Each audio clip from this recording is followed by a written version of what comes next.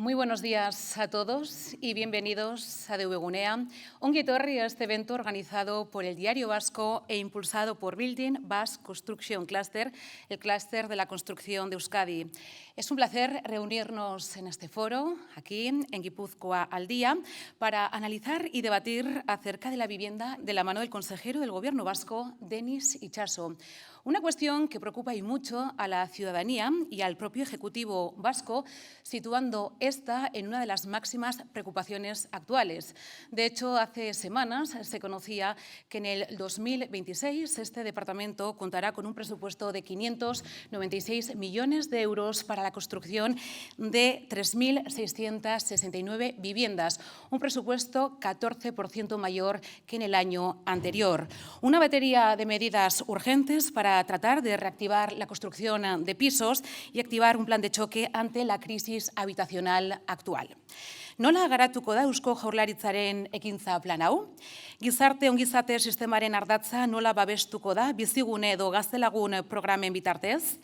Zein da etxebizitzaren eta gure gazte gizartearen etorkizuna? Zer eragin izango du plan honek Gipuzkoan, gure lurraldean? Minutu batzuk barru, Denis Itxaso etxebizitza eta hiri agendako sailburuak argituko ditu proiektu, helburu eta datu guzti hauek. Y antes de recibir al consejero Itxaso en este escenario, me gustaría pedir la presencia del director general del Diario Vasco, Íñigo Martín. Un aplauso para él, por favor.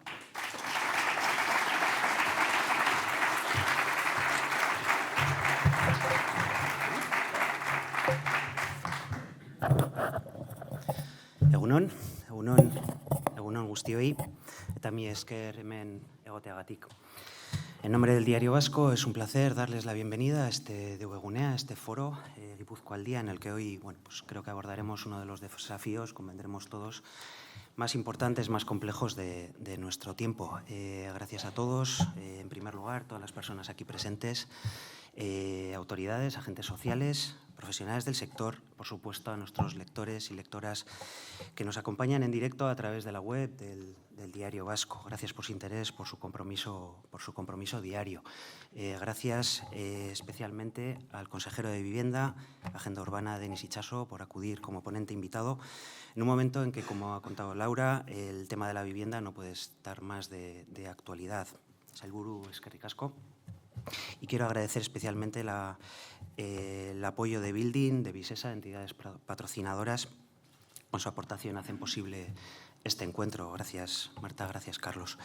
Bueno, los muy cafeteros recordarán posiblemente un artículo que publicamos allá por el mes de marzo que se titulaba Nire aitaren etxea, en el cual, sobre la base de un poema de Gabriel Aresti, el consejero Itxaso explicaba los fundamentos del cambio de paradigma que se ha producido en materia de vivienda en los últimos años.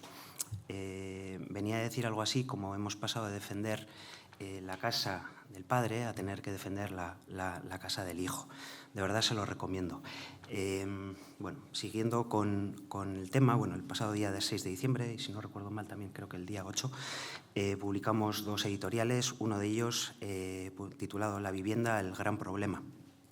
Este resumía perfectamente la situación que estamos viviendo hoy en día y, en definitiva, pues lo que el último sociómetro ha puesto de manifiesto, que hoy en día la vivienda es el gran problema de los vascos.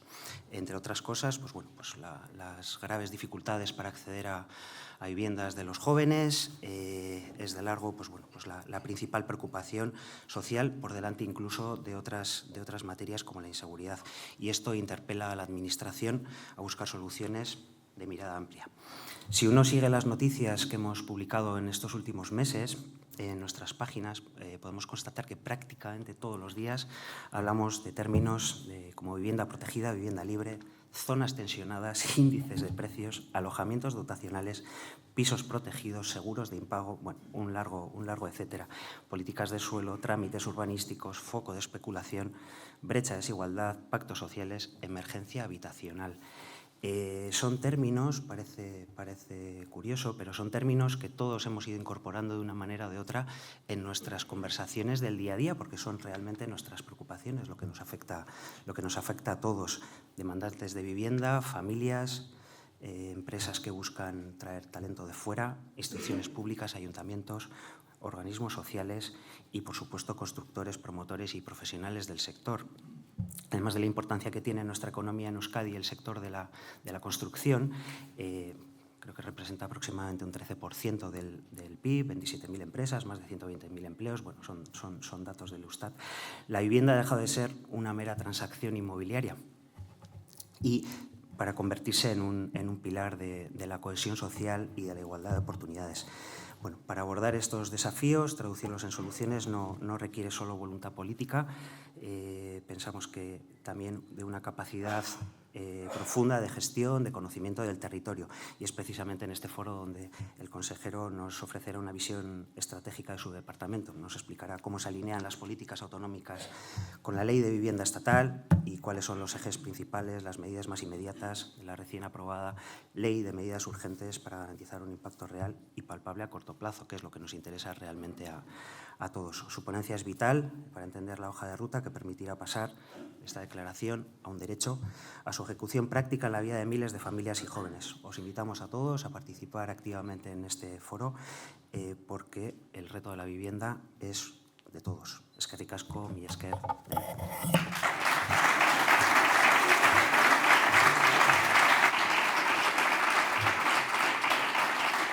Muchísimas gracias, Íñigo Martín, director general del Diario Vasco, por esta bienvenida.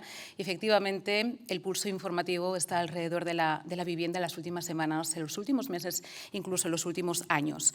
Y hemos comentado al comienzo de este evento, lo ha subrayado el propio director general, que tenemos que agradecer la valiosa colaboración de una de las entidades que apoya este evento, este foro. Estamos hablando de Building Basque Construction Cluster y por ello pido la presencia en el escenario de su directora general, Marta Epelde. Un aplauso para ella. Bienvenida, Marta.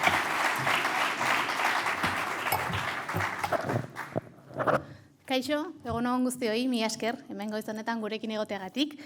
Y gracias también a Diario Vasco por este magnífico evento que vamos a tener hoy por la mañana. Nosotros desde el clúster de construcción somos un agente intermedio. Al final somos una entidad que lo que busca es la competitividad a través de la innovación y la colaboración. Y al final nuestra labor muchas veces es, la palabra bonita, es ser agente intermedio. Lo que somos es un pequeño sándwich entre las personas que están en las empresas, las pymes, que quieren impulsar todo el sector que está ahí tejiendo para poder hacer de nuestra sociedad un mundo mejor, y también de las administraciones públicas, aquellas que realmente están intentando impulsar y, en este caso, hoy tratando un tema tan urgente como la vivienda. El sector de la construcción, al final, representa un 12% del PIB de Euskadi y emplea a 122.000 personas. Porque cuando hablamos del sector de la construcción, en el clúster, no nos centramos solo en hablar en la parte de las promotoras y las constructoras. El sector es mucho más amplio que todo ello, tiene muchísima cadena de valor y ese es el reto, implicar a toda esa cadena de valor y entender que todos ellos son parte también de la solución a este problema que tenemos. Lo primero que quería también hacer es agradecer a Denis, al consejero y a su departamento, la escucha y el impulso que estáis dando a todo este tema y al sector. Realmente se está notando mucho y las empresas están agradeciendo mucho porque se están sintiendo escuchadas y están sintiendo que efectivamente sus problemas están pudiendo ser trasladados a las personas que tomáis las decisiones. Así que eso lo primero, Denis, de verdad agradecerte desde el sector que esa escucha existe y el impulso decidido también y valiente que estáis haciendo para medidas realmente innovadoras. Al final tenemos que entender que estamos en un momento, por un lado, estratégico y también complejo. Todos sabemos que el problema de la vivienda es un problema muy complejo y además también, a pesar de que los números del sector pues están en crecimiento y es verdad que el tercer trimestre ha arrojado unos datos positivos, en cuanto al crecimiento del sector, es verdad que el sector arrastramos unos problemas ya de base que tienen que ver con la falta de mano de obra, con la histórica poca inversión en I+D y que también es verdad que estamos todavía poco digitalizados. En ese marco, podría parecer que tenemos de alguna manera poco impulso o poco encaje. Pero aquí es donde un poco quiero ver y demostrar que la verdad es que el sector lo que está viendo es que cuando hay oportunidades, cuando hay posibilidad de hacer cosas, las hace. Hemos pasado un año 25 realmente interesante, Porque empezamos el año con el anuncio del Foro de Vivienda de Euskadi, que para el sector fue algo realmente interesante. Decir, uy, ¿y esto? Bueno, una iniciativa propuesta que está prevista en la estrategia de vivienda, pero que se activó al principio de año. Con 3 grupos muy diferenciados. Grupos donde escuchar problemas relacionados con el suelo, otro con financiación y otro con construcción industrializada. Y terminamos el año con una buena sensación de que ese foro ha servido para escuchar a quienes tienen los problemas, trasladarlo a quienes pueden tomar decisiones para cambiarlos y, sobre todo, una sensación de avance, de que efectivamente ese tiempo que el sector ha dedicado a debatir, a exponer y a contar lo que le está pasando, ha supuesto luego una reacción, una ley de medidas urgentes e iniciativas que realmente van a poder dar pasos adelante. Yo, como técnico, empecé muy centrada en el grupo de construcción industrializada, donde efectivamente tratamos la construcción industrializada como un avance tecnológico que nos puede permitir efectivamente hacer que nuestros problemas sistémicos del sector puedan de alguna manera superarse y avanzarse. Es decir, la construcción industrializada mediante la tecnología nos permite construir bajo techo, nos permite prefabricar, nos permite tener otro tipo de relaciones con los proveedores y eso definitivamente para alguien técnico como yo pues era una gran noticia. Sin embargo, cuando fuimos poco a poco avanzando y preguntando a nuestras empresas a ver qué es lo que ellos tenían y qué opinaban y a ver por qué no se hace más construcción industrializada y por qué no se habían lanzado ya a hacer algunas de las técnicas que ya están en mercado. Y de repente ahí tuvimos una especie de palabra clave o frases clave de nuestras empresas. Marta, de nada sirve ahorrar 4 o 6 meses con construcción industrializada una obra si tardo 6 años en desarrollar un suelo o si tardo 15 meses en recibir una licencia. La inestabilidad financiera que a mí eso me provoca como promotor hace que no sean viables este tipo de actuaciones. Entonces, de repente, nuestro viraje fue total.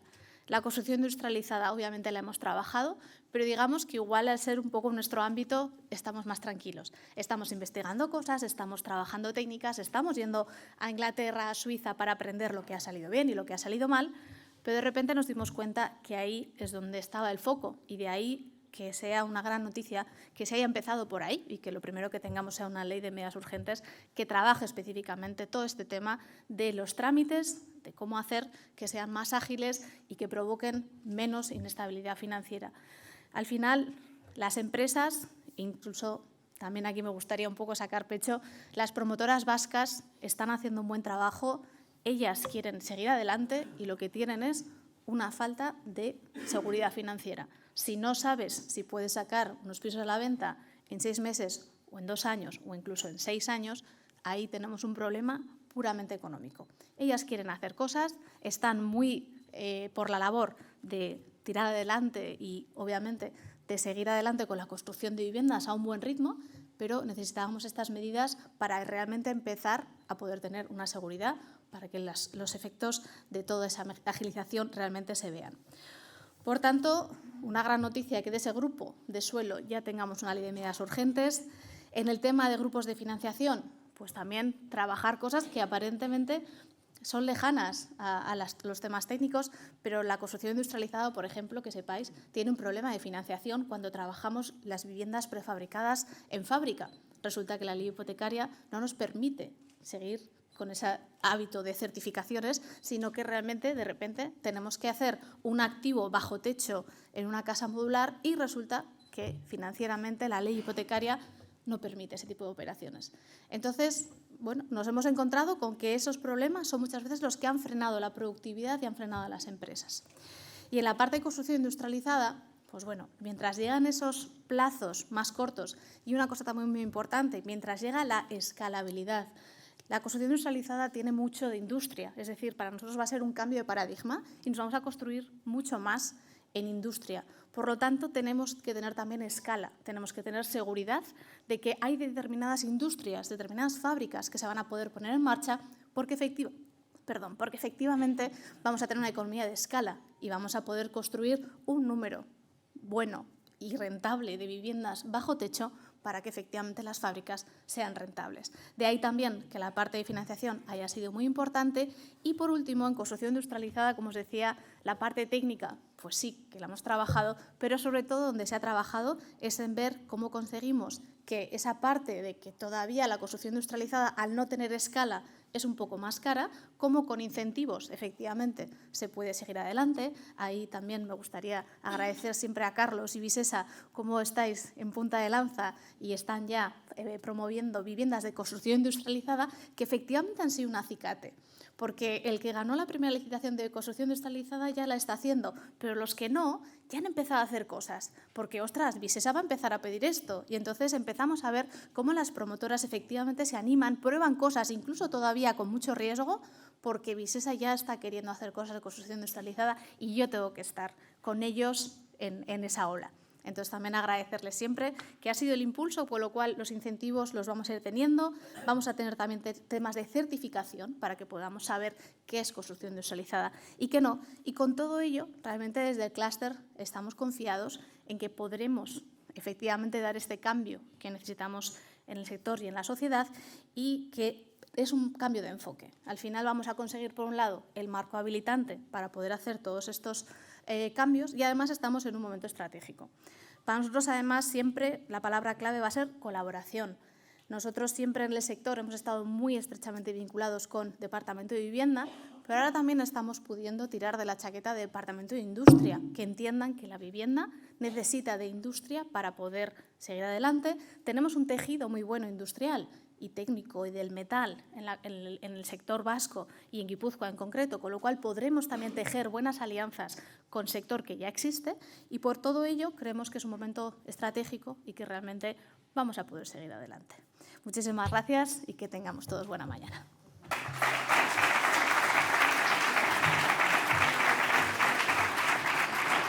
Muchísimas gracias, Marta Epelde. La verdad es que nos has hecho un resumen del panorama actual, de lo que está pasando, de los riesgos, de las oportunidades y sobre todo de lo que puede pasar a partir del 2026. Se han ido dando un montón de datos desde que ha comenzado este foro. Hemos comentado y hemos subrayado ese presupuesto aprobado de 596 millones de euros para ese plan de acción en vivienda de cara al 2026, un 14% más que en el ejercicio anterior, esa construcción de 3.669 viviendas, pero todo eso y mucho más hay que ordenarlo, hay que saber cuál va a ser el eje de actuación y para ello ahora sí pido la presencia en el escenario de Denis Itxaso, consejero de Vivienda y Agenda Urbana del Gobierno vasco.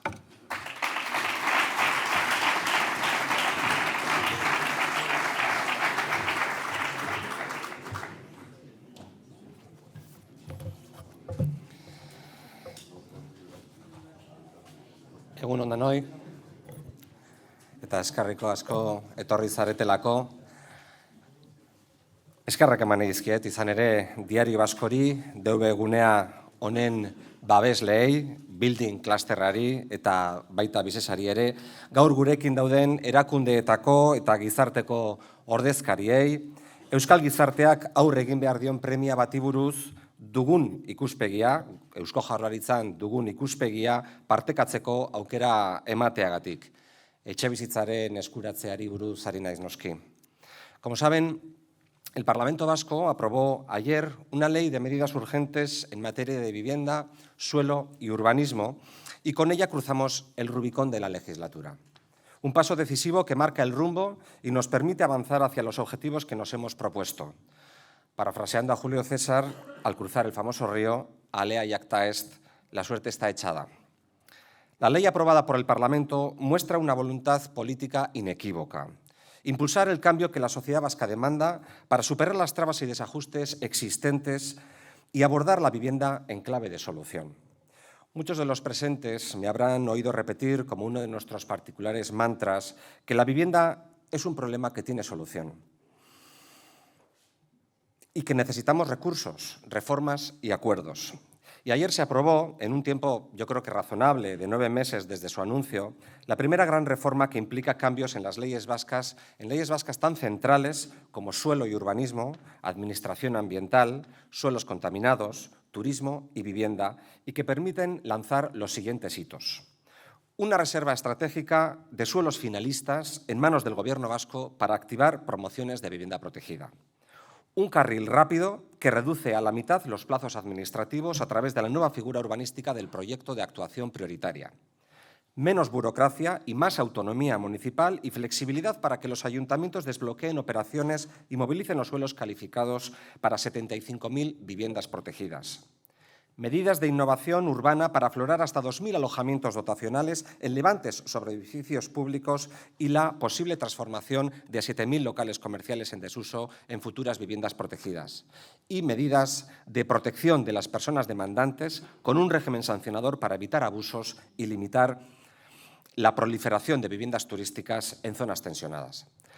Aldaketa horiek lehentasunezko helburua dute. Eskaintza krisia handiari aurre egitea eta horretarako etxebizitza gehiago sustatzea, arreta berezia etxebizitza babestuan jarrita. Izan ere, gaur egungo prezioen arabera, herritar gehienentzat, erdiko klase eta langileentzat barne, etxebizitza babestua da etxebizitza eskuratzeko aukera bakarra. No se trata de una contrarreforma, como se ha dicho, sino del fruto colectivo de la ambición y el diálogo entre quienes conocen el terreno. Promotores, ayuntamientos, entidades financieras, arquitectas y arquitectos, universidades, centros tecnológicos, tercer sector. Solos no podemos. Y de ahí que al poco de iniciarse la legislatura, como ha dicho muy bien Marta, aprobásemos en el Consejo de Gobierno la creación del Foro de Urbanismo y la Vivienda de Euskadi, su reglamento y mesas de trabajo. Necesitamos sumar fuerzas y blindar el Pacto Social por la Vivienda 2022-2036 como un gran acuerdo de país, o si se prefiere, una gran coalición vasca por la vivienda. Ante este desafío, el cambio cultural y de valores es, diría yo, casi tan importante como el normativo. Necesitamos que la vivienda deje de ser un activo financiero y vuelva a ser el espacio que da dignidad y arraigo. A ello contribuyen leyes como la que se acaba de aprobar e iniciativas como la declaración de zonas tensionadas. Soy consciente de que la medida es controvertida y genera debate, pero su expansión en Euskadi está suponiendo un auténtico cambio de mentalidad, comenzando por los propios ayuntamientos. Cuando finalice este año, el 70% de los municipios que reúnen las condiciones para ello y en los que reside más del 50% de la población, habrán sido declarados tensionados a petición propia todos esos ayuntamientos. Todos ellos son hoy mucho más conscientes de que la vivienda es el principal problema de muchas de sus vecinas y vecinos y, en definitiva, es también su problema. Esta conciencia está removiendo inercias del pasado con dos novedades muy concretas y yo creo que muy positivas. La colaboración para la definición de planes de acción de forma conjunta con el Gobierno y el incremento de la cesión gratuita de suelos para vivienda protegida. Errenta mugak edo ezoiko luzapenak bezalako neurrien ondorioak ez dira berehalakoak eta denbora apur bat beharko dugu emaitzak egiaztatzeko. Orain arte, Bartzelonako datuak positiboak dira, prozesu horretan gehien aurreratu duen hiria da, eta errenten prezioak 5,8 jaitsi dira. Hala, kontratuen iraupena eta ondorioz maizterren egonkortasuna handitu egin dira. Les daré un dato. De los más de 84.000 contratos de arrendamiento sobre viviendas libres en edificios colectivos que hay en Euskadi, estimamos que 25.600 serán los que, si no hay prórroga, vencerán este próximo año 2026. Representan casi el 31% de los existentes y de ellos la gran mayoría se encuentran en zonas tensionadas, por lo que los nuevos contratos y sus respectivas prórrogas estarán sujetos a limitaciones de precio. Soy consciente de que esta política tiene sus pros y tiene sus contras y de que no existen recetas milagrosas, pero quiero romper una lanza en favor de la intervención pública. No podemos esperar 15 o 20 años a que el mercado se regule solo, ni fiar a ello la suerte de toda una generación. El mercado puede permanecer irracional más tiempo del que usted puede permanecer solvente, afirmaba John Maynard Keynes. Dicho de otra manera, el mercado se autorregula, pero el problema es cuánto tiempo necesita para hacerlo y qué sucede mientras tanto con las personas que sufren el problema. La promesa de no dejar a nadie atrás debe cumplirse también en el terreno de la vivienda. Así lo entienden países como Alemania, Francia, Dinamarca, Suiza, Suecia o Países Bajos. Alemania ha aprobado este mismo año prorrogar hasta 2029 la ley de limitación de precios del alquiler vigente desde 2015, que limita el alquiler máximo en zonas tensionadas para que no supere el precio medio en un 10%. Se aplica en 11 estados federados y en 300 municipios. Países Bajos ha limitado los alquileres a 1.100 euros mensuales. Esta medida se aplica a 300.000 viviendas y el 70% de las viviendas de alquiler privadas tienen una renta regulada y las subidas anuales están limitadas. Suecia tiene un sistema de precio de referencia que afecta al 90% de las viviendas de alquiler. En Francia, desde 2019, el Gobierno limita las subidas de los alquileres a un 20% sobre el precio medio de referencia según la zona, calidad y características del inmueble. Dinamarca y Suiza tienen una regulación que establece un beneficio considerado razonable por vivienda, atendiendo a su coste y al precio medio de la zona. Euskadi se está dotando de su propio modelo de intervención pública del mercado del alquiler tras haber superado recelos iniciales sobre la Ley Estatal de Vivienda, que lejos de invadir ninguna competencia autonómica, nos ha brindado la posibilidad de regular los alquileres con una política que nace del diálogo y la participación, que se hace en favor de los derechos y las necesidades de la mayoría social y se realiza partiendo del conocimiento riguroso y la planificación de gestores responsables. Regulación que se hace sobre la consideración de que este problema tiene desde luego efectos sobre nuestra cohesión social, pero también sobre nuestra competitividad económica, sobre la atracción de talento y sobre el consumo interno de todo un país cuyas clases medias ven embargadas sus rentas por tener que afrontar costes derivados de la vivienda del 40% o el 50%, cuando no más. Regulación que se hace también siendo consciente de que es el sector de la construcción quien debe levantar físicamente las viviendas que nos saquen del tensionamiento. Un sector cuya transformación hacia la industrialización debemos apoyar si queremos asegurar que esté a la altura de la capacidad productiva que requiere el desafío. Todo eso y mucho más representa el Plan Director de Vivienda 2025-2027, recientemente aprobado, que fija objetivos, cifras concretas y procedimientos para lograr su consecución. Plangintza horrek baliabideak eta aurrekontuak behar ditu, konpromeso eta ekintza zehatzak babesteko. Atal honetan ere aurrerapauso handia eman dugu. Sailaren eta haren sozietate publikoen 2026ko ekitaldiko aurrekontu bateratua 586 milioi eurokoa da. Etxebizitza eta hiri agenda sailaren aurrekontua 11,4 hazi da eta hurrengo sailaren, segurtasun sailaren portzentajezko hazkundearen bikoitza da. Gainera, baliabide propioak 100 milioi euro handitu dira, 1,37. La importancia de estas cifras contenidas en el presupuesto histórico de vivienda se constata con ejemplos concretos de algunas de las actuaciones que vamos a poder financiar este próximo año. Iniciaremos 1.713 viviendas de protección pública destinadas al alquiler social y asequible. Financiaremos la rehabilitación de 31.650. 30.000 familias recibirán la prestación económica de vivienda. 9.500 jóvenes se beneficiarán de las ayudas del programa Gaztelagun. Y continuaremos con la regeneración urbana en 24 barrios de 20 municipios, que llegará a 3.000 viviendas. Y como se decía al inicio, tendremos en obra, más de 3.600 viviendas en Euskadi. A riesgo de pecar de imprudente, quiero aprovechar esta intervención para afirmar que vamos a superar el compromiso central del programa de Gobierno de impulsar 7.000 viviendas de protección pública. Sumando las viviendas que el Departamento y Visesa tienen iniciadas y las que iniciaremos en 2026, tendremos 3.669 viviendas, como decía, también alojamientos dotacionales en marcha. Si mantenemos el ritmo actual de 1.700 nuevas viviendas y alojamientos por año, añadimos las adquisiciones para el parque público, las nuevas calificaciones de los compradores de derecho de superficie, más de 560 este año, las captadas a través de Bizigune, las viviendas protegidas en régimen de venta que desarrollan promotores privados y otras entidades y que estimamos en 1.300 anuales, entonces estamos en disposición de avanzar un balance provisional de la legislatura por encima de las 10.000 nuevas viviendas protegidas, de las que obviamente nos comprometemos una vez más a que al menos 7.000 sean en alquiler asequible. Rubikon ibaia zeharkatzen ari ginela esan dut hasieran, legealdiak 2 urte gehiago ditu etorkizunari nola heltzen diogun definitzeko eta urrunago begiratzeko. Egiturazko mekanismo berriak definitzeko unea da, egungo joera iraultzekoa. Izan ere, dirudienez, oparoaldi ekonomikoak ez du esan nahi, halabeharrez, etxebizitza bat arrazoizko baldintzetan eskuratzeko aukerak hobetuko direnik. Como saben, estamos trabajando en la creación de un fondo social de vivienda que nos permita dar un salto de escala en la producción de vivienda protegida, multiplicando nuestras actuales capacidades presupuestarias. Este nuevo instrumento nos permitirá acudir a un endeudamiento razonable para aumentar la inversión en vivienda protegida en la más amplia gama de tipologías posible para llegar a todos los rangos de la demanda. Para ello, vamos a acompañarnos de socios institucionales y también socios privados que compartan la causa social de la vivienda y que busquen inversiones estables y rentabilidades moderadas y a largo plazo. Con algunos de esos posibles socios, como el ICO o el Banco Europeo de Inversiones y alguna de nuestras fundaciones bancarias, hemos mantenido contactos de carácter preliminar y nos disponemos a profundizar en ellos y también a abrir el abanico.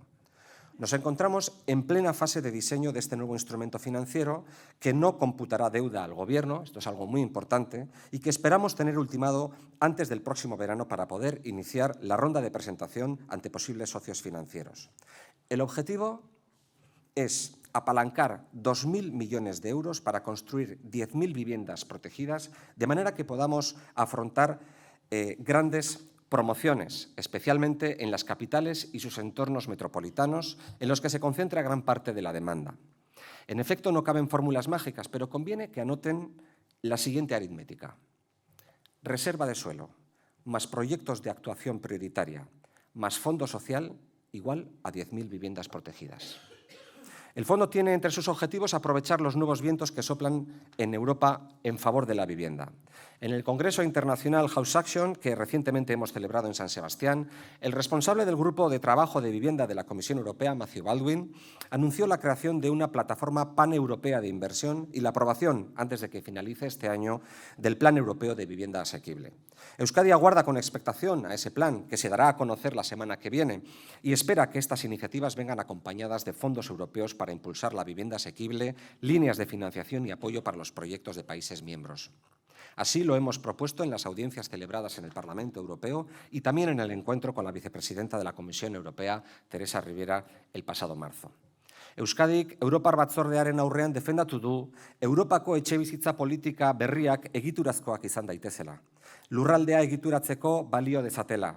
Kohesio funtsek egin zuten bezala, etxebizitza eskuragarrien eta babestuen arloan ere estatu kideen artean dauden arrakala handiak murrizteko. Hori da Kataluniako Generalitatearekin Bartzelonan sinatu genuen planari egindako ekarpen gisa bidali genuen adierazpen bateratuaren jasotakoaren laburpena. Después de este recorrido por nuestras políticas al frente del Departamento de Vivienda y Agenda Urbana, quiero detenerme en la situación que vive San Sebastián en relación con la crisis habitacional.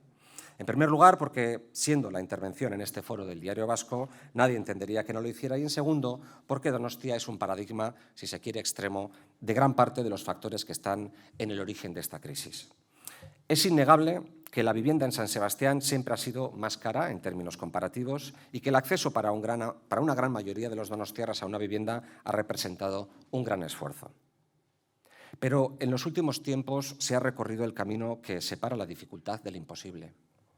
No hablamos ya de las personas en situación de exclusión o que perciben el salario mínimo. Las clases medias de la ciudad observan, entre la desesperanza y también a veces la indignación, el panorama a que se enfrentan sus hijas e hijos. Para esos jóvenes donostiarras el acceso a la vivienda se ha convertido en una quimera, salvo que sus padres y madres tengan una posición acomodada y puedan permitirse cederles una vivienda o aportarles los recursos económicos necesarios para afrontar la compra o pagar el alquiler. Esta situación afecta al 90% de los donostiarras, jóvenes bien formados, aunque insuficientemente remunerados en muchas ocasiones, que ese también es un ingrediente de este cóctel explosivo, criados muchos de ellos en hogares económicamente estables y de los cuales depende en buena parte el futuro de nuestra ciudad.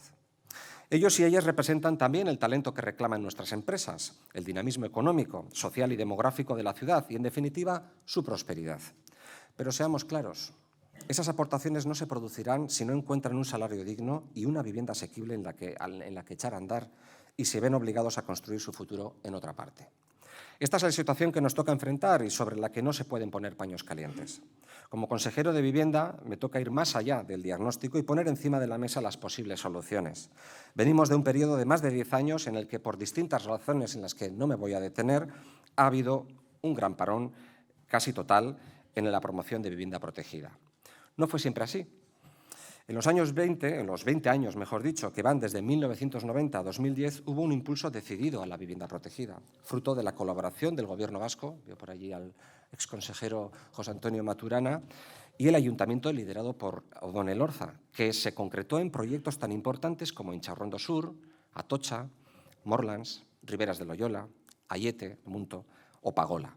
Barrios que hoy forman parte de la ciudad y que albergan más de 3.000 alojamientos, viviendas libres, tasadas y protegidas. Proyectos que se hicieron realidad desde la ambición, la capacidad de gestión y el sentido de la urgencia. Bases que propongo retomar para poner solución a una situación que corre el riesgo de cronificarse y provocar un colapso en el modelo de ciudad.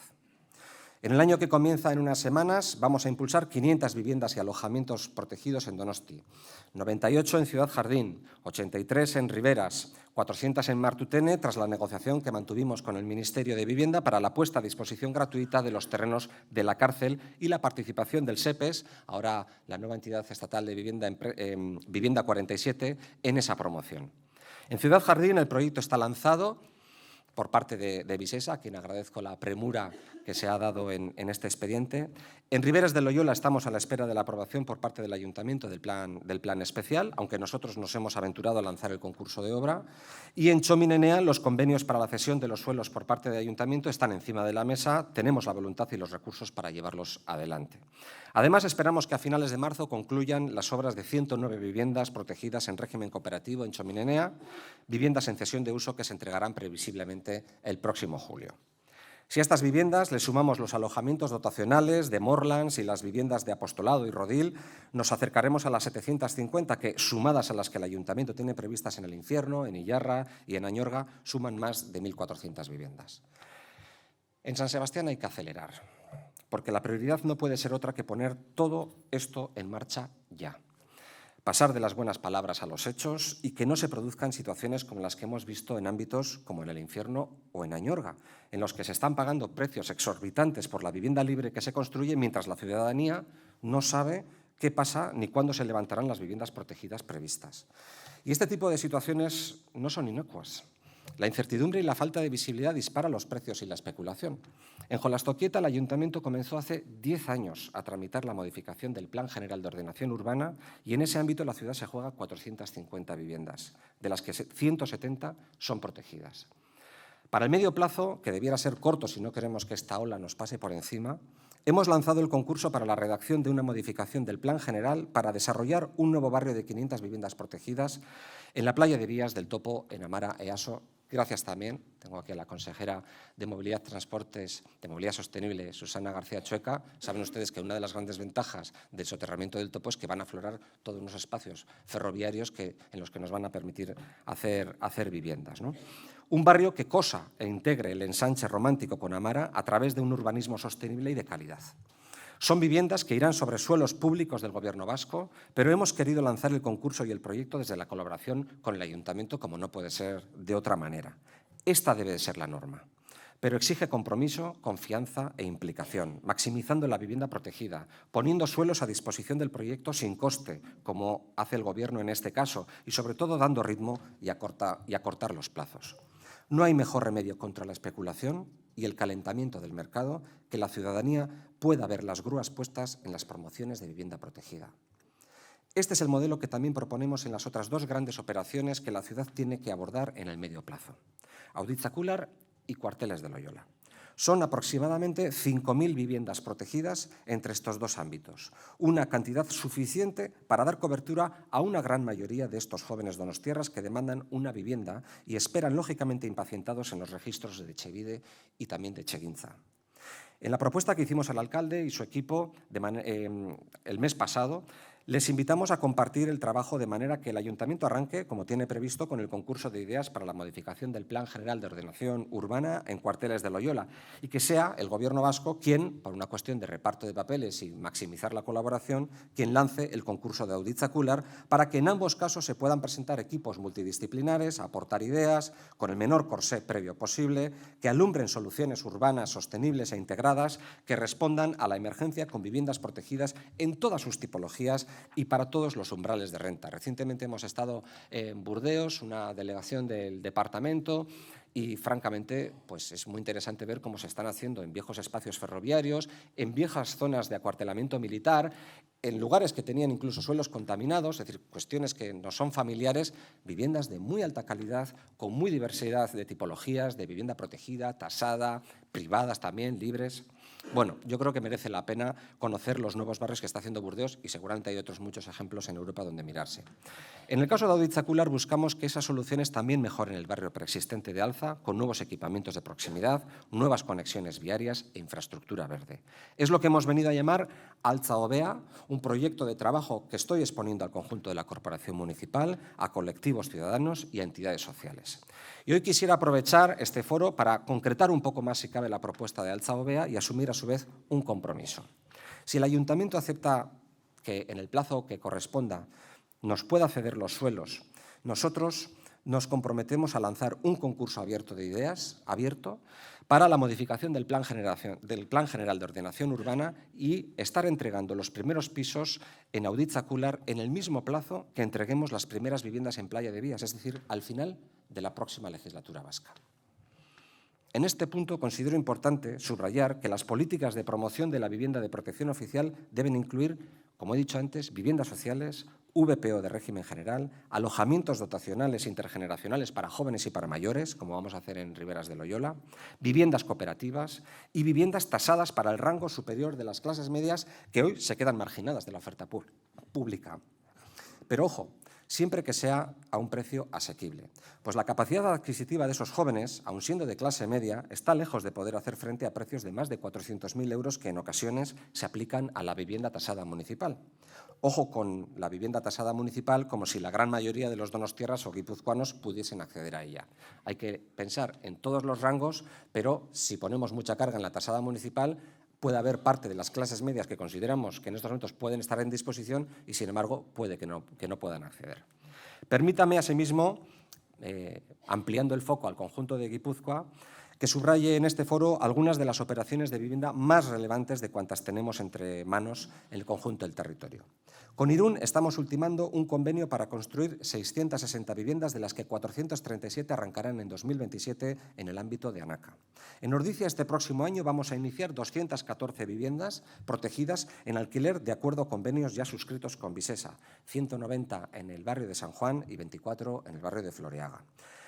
A Errentería, les avanzo hoy también, le vamos a hacer muy pronto una propuesta de entre 180 y 200 viviendas en las antiguas cocheras del Topo, una propuesta que espero no puedan rechazar y que, una vez más, tengo que agradecer a la consejera de Movilidad que ponga a disposición de la causa de la vivienda esos terrenos que fueron las viejas cocheras del Topo en Rentería, que hace tiempo están en desuso y que bien podrían contribuir a que esa ciudad tensionada encuentre una solución con un número muy relevante de viviendas.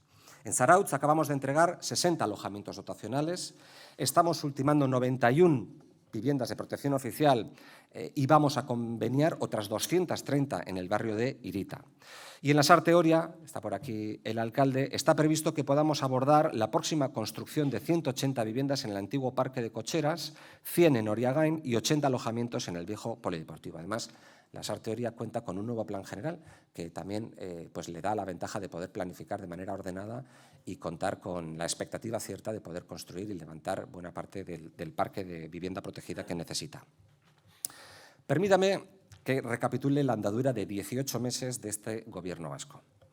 Un departamento de vivienda y agenda urbana específico dedicado en cuerpo y alma a esta materia como única encomienda. Un foro de la vivienda y el urbanismo que articula a través de mesas técnicas, a modo de consejo asesor, las políticas que permitan cumplir el Pacto Social por la Vivienda 2022-2036. Un plan director de vivienda 2025-2027 que aterriza la gestión en el corto plazo. Un proceso de declaración de zonas tensionadas basado en el acuerdo con los ayuntamientos que ya ofrece cobertura al 50% de la población vasca. Una gran reserva estratégica de suelo finalista para construir vivienda protegida. Un incremento notable en la cesión voluntaria de suelos por parte de los consistorios vascos, una tramitación urbanística abreviada y flexible para los ayuntamientos, un decreto de medidas urgentes que en breve nos permitirá adaptar nuestros programas estrella Gaztelagun o Bizigune a la nueva realidad. Un presupuesto récord de cerca de 600 millones de euros para la inversión en vivienda y para la cobertura de prestaciones para y por la vivienda. Un nuevo programa de seguro público de alquiler llamado Aloca Plus para cubrir eventuales impagos y desperfectos que ocasionalmente se pudieran producir en el alquiler a todos aquellos propietarios que moderen sus rentas y las fijen en el marco del índice de precios de referencia. Un fondo social que incorpore al BEI, al ICO y a inversores privados para dar el salto de construir otras 10.000 viviendas protegidas, además de las que ya construimos desde el Departamento Ibisesa. 560 viviendas desprotegidas que recuperarán a través de la venta del derecho de superficie su protección oficial. 560 en esta convocatoria última. Una estrategia de industrialización del sector de la construcción para acelerar los procesos y plazos de obra. 2.000 levantes para alojamientos dotacionales, cuyos primeros 6 proyectos pilotos se lanzarán en las próximas semanas. Nuevas condiciones de habitabilidad más flexibles para la conversión de bajos comerciales. Rehabilitación de espacios industriales y equipamentales. Y un congreso, por fin, House Action, que ha reunido a expertos internacionales aquí en San Sebastián, que creemos que el problema de la vivienda tiene solución y que la buena intervención pública, los planes hechos con profesionalidad, la ambición y una posición de combate son imprescindibles para alcanzarla. Son hechos e iniciativas que, sumados, conforman el Plan Integral de Acceso a la Vivienda de Euskadi, porque el problema de la vivienda tiene solución y Euskadi tiene un plan. ¿Cuáles deben ser los próximos pasos? Nos disponemos a formar y capacitar a técnicos de urbanismo y arquitectos municipales para que conozcan las nuevas herramientas que les brinda la legislación recién aprobada. También a alcaldes y concejales de urbanismo y vivienda para que conozcan sus nuevas atribuciones. Queremos acompañarles y ayudarles a detectar en sus respectivos municipios alguna de esas miles de parcelas en las que se encuentran congeladas esas 75.000 viviendas protegidas de las que hablaba al inicio. La idea es desarrollar proyectos piloto en suelos urbanizables donde el nuevo instrumento que representa el proyecto de actuación prioritaria pueda entrar en carga y mostrar los ahorros en plazos. Y algo muy importante, vamos a introducir el Building Information Modeling en los ayuntamientos vascos. El BIM es una metodología de trabajo colaborativa para la arquitectura y la construcción que crea y gestiona un modelo digital inteligente y tridimensional. En España, el 32% de los estudios y empresas de arquitectura ya han implementado el BIM y otro 26% está en proceso de adopción. En cuanto a licitaciones públicas, en 2024 los contratos públicos en Euskadi con requisito BIM representaron un 16% del total del importe de licitaciones. ¿Cuál es el problema? El problema está en que este paulatino proceso de digitalización del trabajo de los arquitectos y arquitectas no servirá de nada si los ayuntamientos no tienen integradas esas herramientas para aprovechar las enormes ventajas en términos de precisión y plazos que aporta ese sistema de diseño. Hablo de licencias de construcción, hablo de trámites urbanísticos, hablo de licencias de primera ocupación, hablo de plazos de meses, a veces años, en los que se duermen los expedientes que necesitamos reactivar. Lo ha dicho antes Marta Epelde. Se puede lanzar la industrialización de la construcción, se puede avanzar en la digitalización. Si los ayuntamientos, que son los que conceden licencias, no tienen integrados esos sistemas, ese trabajo digital sirve para poco.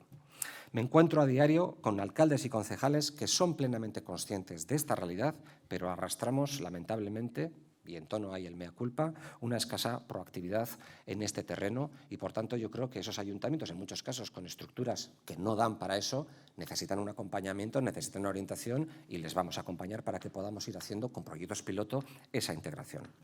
Termino como empecé. Hemos desplegado todo un plan integral y hemos cruzado el Rubicón de la legislatura. Pero los cambios no se hacen solo con leyes, ni planes, ni están exclusivamente en manos de los gobiernos.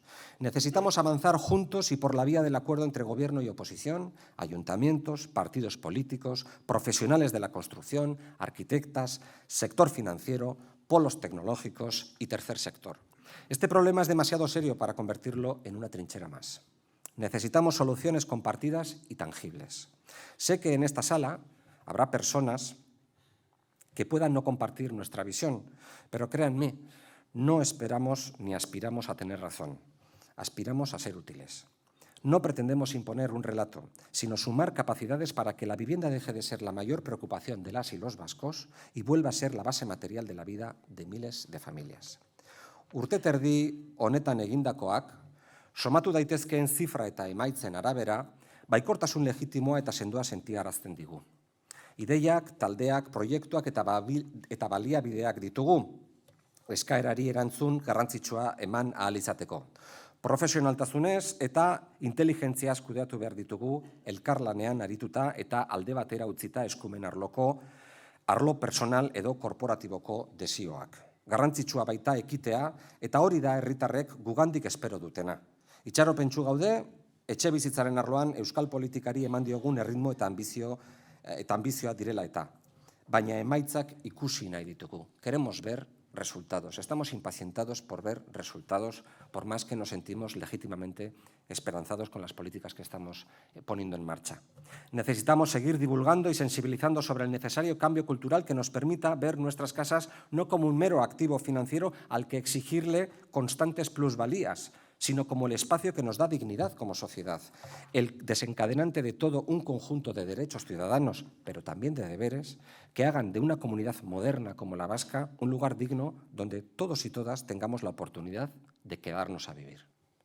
Reivindico el derecho a quedarnos en nuestra ciudad, la que nos vio nacer, crecer y donde queremos desarrollar un proyecto de vida sin miedo a ser expulsado. Esta sencilla idea bien podría ser la base fundacional de la Coalición Vasca por la Vivienda de la que les hablaba al inicio.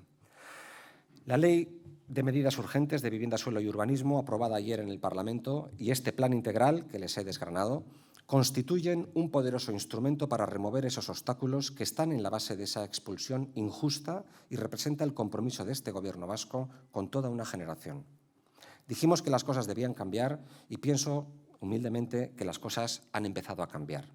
Porque el derecho a la vivienda no se garantiza solo con buenas palabras. Hay soluciones a nuestro alcance y hay que tener la valentía de hacer los cambios necesarios para aplicar esas soluciones. Y como consejero del Gobierno, pero también como socialista, permítanme, sé que mi cometido principal es hacer esos cambios. Cambios que garantizan que la vivienda sea un pilar efectivo de nuestro sistema de bienestar y que las políticas vascas de vivienda, históricamente referentes para otros muchos territorios, sigan a la vanguardia de las mejores tradiciones europeas. Eskerrik asko por su atención.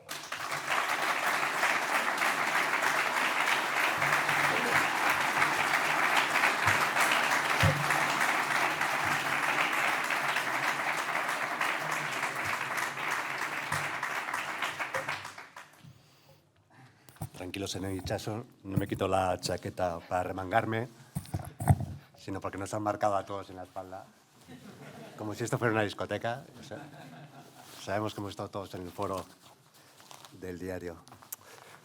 Muchas gracias, señor Itxaso, Sailburu.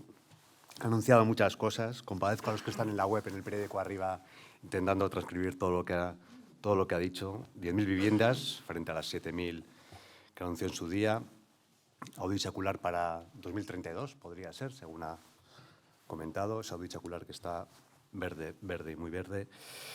Comenzaremos el turno de preguntas. Si quieren, ya saben que tienen las tarjetas para hacer las que ustedes consideren y me las trasladan. Si le parece, ante tanta información, me gustaría empezar mirando un poquito más atrás. Con lo que sabemos hoy en día, con la emergencia habitacional que estamos viviendo, ¿cree que aquella política de sorteos en masa de VPO en régimen de propiedad fueron acertados? Entonces sí que te cambiaba la vida, igual que ahora encontrar una vivienda. Se quedaban como dos clases, ¿no? Ese régimen de igualdad se perdía. Nunca se revisaron aquellas rentas, además. Aquel que tenía una vivienda en propiedad y la conseguía con 20, 25, 30 años, con 50 podía ser director de CAF, tener una vivienda y tener una vida bastante tranquila. ¿La VPO de alquiler hubiera sido más justa? ¿Hubiera sido inviable? ¿Qué opina de aquella política? Es interesante. Yo creo que siempre es complejo juzgar con los ojos de hoy políticas que se hicieron en otros momentos y en otros contextos. Seguramente aquellas políticas en aquel momento tenían cierta legitimación. Yo recuerdo a políticos que se sacaban fotos haciendo los sorteos. Sería porque seguramente consideraban que la población y la ciudadanía los valoraba positivamente. Yo creo que son prácticas que han envejecido mal a la luz del tiempo, ¿eh? Y de hecho algunas de ellas, por ejemplo, las viviendas protegidas en venta que se descalificaban al de 20 años, pues Yo creo que hoy en día todo el mundo acepta que fueron un error. Nosotros estamos humildemente haciendo un trabajo tratando de recuperar algunas de aquellas viviendas a través de la venta del derecho de superficie. Eso quiere decir que nosotros les vendemos ese terreno y les convertimos, me están llamando, Infojobs, seguro. Les convertimos en plenos propietarios de esas viviendas, pero a su vez las recalificamos de alguna manera, les devolvemos la protección. ¿Para qué? Para que no sean viviendas que sigan especulando, con las que sigan especulándose y con las que siga recalentándose el mercado. Suelo poner en esta ciudad el ejemplo de las famosas viviendas de Federico García Lorca, ¿no? Del Paseo del Urumea. Creo que son 222 viviendas. Bueno, pues ya hay casi 70 después de varias convocatorias que se han recuperado, ¿no? Yo veo que ahora mismo hay algunas comunidades autónomas que están recuperando la idea del sorteo. Yo creo en el sistema vasco de Etxebide y en el de la mayoría de los registros públicos de los ayuntamientos que ponderan las necesidades y se adjudican las viviendas en función de la ponderación de las necesidades, en función de una serie de baremos, ¿no? Ahora bien, aquí la madre del cordero es que podamos repartir muchas más viviendas. El problema es que a veces uno tiene la sensación de que estás repartiendo muy pocas para la enorme demanda que existe. Y no voy a decir que sea lo de menos el sistema, pero yo creo que ahora mismo lo más importante es conseguir tener muchas más viviendas de manera que esas, que no son listas de espera, son registros de demandantes, bueno, pues sufran y vivan una cierta sacudida en cuanto a que hagamos mucha vivienda y podamos atenderles, ¿no? Hablando de Federico García Lorca. Y perdón, director. En 2015 se aprobó una ley pionera en Euskadi y en esa ley una de las cosas que Euskadi se autoexige a sí misma es hacer toda la vivienda protegida en alquiler. Eso quiere decir que las rentas, nosotros cada 5 años, si no me equivoco, las analizamos y hoy por hoy, si no me equivoco, Mario no está hoy aquí, es el que tiene las cifras en la cabeza, pero había del orden de entre 1.000 y 1.500 viviendas que todos los años en Euskadi rotan. Y rotan porque se hacen el análisis de las rentas y, oiga, si afortunadamente a usted le ha ido mejor, que pase el siguiente. Usted ya está en condiciones de ir al mercado libre y comprar o alquilar, pero en principio esta infraestructura pública que es la vivienda protegida, ese parque público de 18.000, 19.000 viviendas que tenemos, sirve para el siguiente, para el que venga y demuestre y acredite la necesidad. Ya que ha comentado Federico García Lorca, seguro que lo sabe que hace poco salía a la venta un piso por 745.000 euros, 50 años de derecho de superficie en esa misma zona. En su discurso ha hablado de hace 20 años hicieron muchas cosas, luego ha dejado un vacío. Y yo le pregunto si ha faltado planificación clara en la política de vivienda. Que la sociedad cada vez está más envejecida es una obviedad que se venía viendo desde hace mucho tiempo. Que las unidades familiares cada vez son más pequeñas es otra obviedad. Los servicios sociales, de hecho, quieren que las personas mayores aguanten cuanto más tiempo en sus casas, por lo tanto hay menos vivienda a la venta. Pero, sin embargo, la última promoción de VPO del Gobierno vasco en Donostia fue la de Morlans en 2013. ¿Dónde ha estado el foco durante todo este tiempo con la evolución que estábamos viviendo? Bueno, si ampliamos el foco y hablamos un poco en general, yo he llegado a la conclusión, cuando uno ve el tensionamiento de las metrópolis europeas, Berlín y su comunidad metropolitana, en París, muchas ciudades alemanas, en Países Bajos se acaba de producir un cambio de gobierno, se ha tumbado el gobierno de la extrema derecha y una de las razones ha sido que tienen un enorme problema de vivienda en un país que era ejemplo de vivienda protegida y que tienen un 30 y tantos % de vivienda protegida de su parque y les ha estallado el problema. Yo creo que ha habido una evolución demográfica más rápida de lo que los estudios parecían indicar y que nos ha atropellado la rapidez con la que han cambiado las cosas, la rapidez con la que quizás por la pandemia se han producido cambios en nuestro comportamiento. El otro día leía en el periódico que ya la última, por si faltaban pocos enanitos, es que ya la moda es tener pareja pero cada uno vivir en su casa. Entonces, claro, si cada uno vivimos en nuestra casa, no ya hablo de las superficies, ¿no? Vivimos más tiempo porque la longevidad hace que las casas estén embalsadas durante más tiempo. Y además el mensaje que lanzamos a las personas mayores es que lo mejor que les puede pasar y fruto del estado de bienestar es que permanezcan en sus casas y que haya un acompañamiento y haya, que uno pueda estar en su casa de manera autónoma el mayor tiempo posible. Claro, todas esas cosas no son inocuas a efectos de la vivienda. Por tanto, la gente ya no está heredando las casas de sus padres. Con suerte heredas la de los abuelos. hay cambios enormes que yo creo que se han producido a mayor velocidad de la que esperábamos. Y eso está pasando en toda Europa, no consuela, pero si hablamos de falta de planificación, ese es un elemento. Si bajamos el foco, tampoco consuela, pero cuando uno ve los datos comparados de Euskadi con el resto de las comunidades autónomas, yo creo que aquí, pese a la crisis económica, y aquí hay gente con mayor memoria que yo, como Carlos Quindós o como Patricia Val, o como el propio Miguel de los Toyos, que han estado en el departamento, en fin, ha seguido estando muy por encima en cuanto a inversión pública de vivienda protegida. ¿Cuál es el problema que hemos tenido aquí, especialmente en Vizcaya y muy especialmente en Donostialdea? Falta de suelo, orografías muy complejas y, ¿qué quieres que les diga? Han pasado 20 años desde la ley del suelo que hemos modificado ayer y han sido suficientes para comprobar que una tarifa plana, que sirve para construir en la llanada alavesa, igual que para construir en Alza, no ha funcionado. Se hacían 15.000 viviendas en 2005. Es verdad que luego vino una crisis que se llevó por delante buena parte del sector y eso explica parte del bajón, pero solo parte, porque ahora se construyen 5.000. Hace ya un tiempo que dejamos atrás la crisis inmobiliaria. Y cada vez hay menos suelo, hay mucha presión urbanística y también demográfica.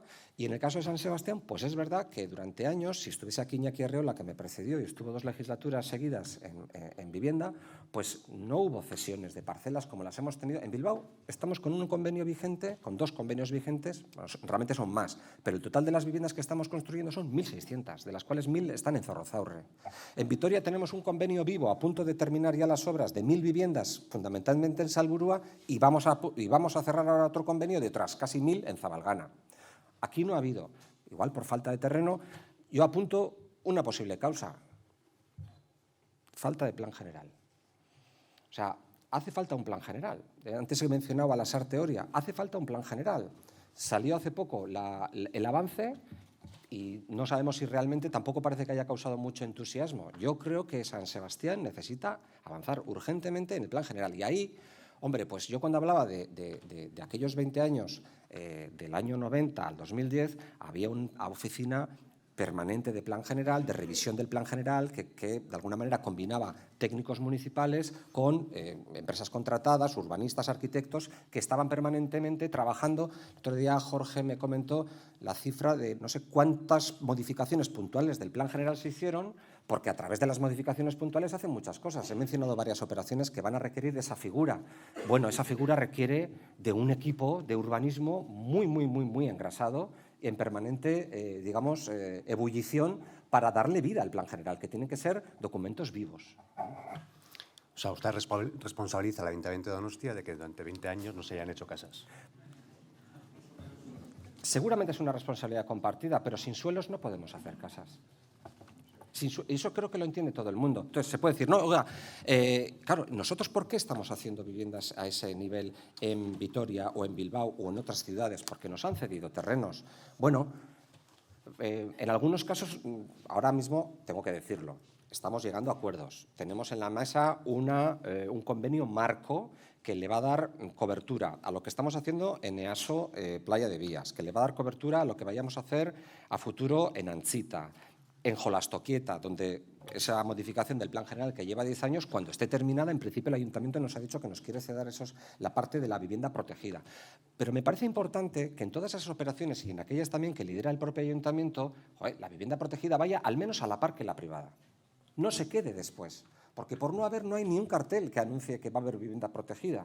Y yo me encuentro, porque la gente, oye, cuando hemos empezado a vender los derechos de superficie, a mí me ha entrado gente, está por ahí el delegado de vivienda de Guipúzcoa, que no tiene claro, porque ya no se acuerda si su vivienda era del Ayuntamiento o era del Gobierno vasco, y nos dice, oye, quiero comprar el derecho de superficie. Miramos el caso y dice, no, era del Ayuntamiento.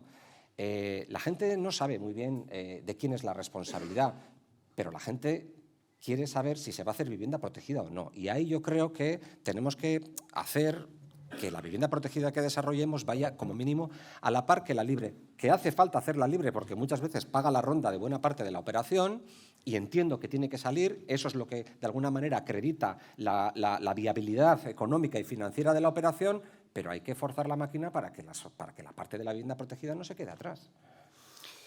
No quiero insistir, pero en el primer acto tras la elección de Jon Insausti como alcalde, en el primer acto político del Partido Socialista un fin de semana, tanto usted como Ana Iarbide responsabilizaron directamente a Goya del fracaso con la vivienda en Donostia. No estoy en un acto del Partido Socialista, estoy como consejero de Vivienda y, obviamente, lo que dijimos, lo dijimos. Y creo que hoy lo estoy diciendo de otra manera. Hoy lo estoy diciendo de otra manera, estoy ampliando y estoy desarrollando y estoy completando el análisis para que se comprenda lo que está pasando. Oiga, y estamos a tiempo, estamos a tiempo. Es verdad que yo creo que se ha perdido mucho tiempo, pero estamos a tiempo de reencauzar, de alcanzar acuerdos y de darle ritmo a esto. Pero creo que hay cosas que tienen que cambiar. Ahora se anuncian grandes desarrollos con miles de viviendas protegidas proyectadas en los cuarteles de Loyola, Odichacular, Playa de Vías de Aso. Pero es una solución que tardará en llegar, ¿no? Por mucho que los plazos vayan a acortarse. ¿Cuándo veremos grúas o cuándo podremos empezar a ver grúas que simbolicen eso o visualicen eso? A nosotros nos gustaría, lo he tenido ocasión de hablarlo con el alcalde, si en primavera estamos adjudicando el concurso, que lo hemos hecho con un proceso participativo del que me van a permitir que muestre aquí también humildemente una cierta satisfacción y orgullo, porque creo que ha funcionado muy bien, creo que ha habido mucha participación, creo que las 3 alternativas de urbanización de toda esa zona cumplen de alguna manera con esos objetivos de coser el ensanche romántico con Amara, de generar un buen parque de vivienda protegida y de dar posibilidades de equipamientos que los está demandando el barrio, tanto culturales como deportivos, las 3 alternativas, pero ahora lo que tienen, la fase en la que están los 3 equipos es en la recogida de todas esas aportaciones que se han producido como resultado del proceso participativo y de demostrar que pueden integrarlas, a su vez dándole viabilidad económica a la operación y, bueno, pues de alguna manera incorporando todas esas demandas, ¿no? Bueno, si en primavera estamos en condiciones de adjudicar ese contrato, el equipo ganador redactará la modificación puntual del plan general y la meterá, y el Gobierno vasco la meterá por registro, pero aquí lo importante, y nos hemos conjurado con el Ayuntamiento, a tener una visión compartida de eso, porque aunque los terrenos sean mayoritariamente del Gobierno vasco, pues hombre, no lo vamos a hacer de espaldas a la voluntad del Ayuntamiento, el Ayuntamiento lo tiene que ver, Y, por tanto, cuando tengamos el acuerdo, meteremos por registro la modificación puntual del plan general y el Ayuntamiento arrancará. Yo tengo la esperanza o la convicción de que la ley que hemos aprobado ayer, para algunos de los trámites, aunque es verdad que no habla tanto de modificaciones puntuales del plan general, sino sobre todo para planes especiales, planes parciales, pero hay elementos vinculados a la evaluación ambiental que ahora podrá atribuirse a los ayuntamientos de más de 7.000 habitantes si lo desean, que va a poder agilizar todos esos trámites. Por tanto, fecha, yo diría que en 2030 deberíamos de estar en condiciones de empezar las obras. Es verdad que, por otro lado, la infraestructura de Euskotren, Susana, el año que viene entrará en funcionamiento, quedan ya libre la playa de Vías, eso es el año 26. Bueno, yo creo que en 2030 podríamos estar en condiciones de empezar las obras, pero es verdad que no va a depender todo del Gobierno vasco, aunque pongamos toda la carne en el asador. Va a ser el año del TAP, de las obras. Odichacular, ya sale una plataforma en contra del proyecto que todavía casi ni se ha Como debe ser. Como debe ser. Faltaría más. Esta es la situación que tenemos. Sí. ¿Se ha hecho demasiado caso o no a la participación ciudadana a la hora de abordar proyectos urbanísticos? Lo digo con la urgencia que hay. ¿Hasta qué punto hay que combinar ambas facetas? No, hacer caso no quiere decir que hagas lo que te están pidiendo. Hacer caso significa liderar una posición, convencer, seducir a la ciudadanía de que más allá de lo que se pueda decir, de los peros que se puedan poner, yo empiezo a ver, bueno, con cierta preocupación, que aquello del no en el patio trasero de mi casa está muy extendido. Y uno pensaba que era con, José Ignacio, pues uno pensaba que era con las incineradoras o con las cárceles, pero ahora está pasando con las viviendas. Está pasando con las viviendas. Cuidado. Yo creo que aquí hace falta liderazgo, hace falta convencer y explicar que la que está cayendo en materia de vivienda no da para decir no en el patio trasero de mi casa, porque si no, ¿dónde las hacemos? Entonces, si estamos de acuerdo en modelos de ciudad compactas, si estamos de acuerdo en modelos de ciudad de alguna manera cohesionadas, pues tenemos que hacer vivienda a poder ser en la ciudad construida y allá donde no sea posible, y San Sebastián tiene un enorme problema de suelos, en suelos urbanizables que están, por cierto, dibujados en el plan general vigente.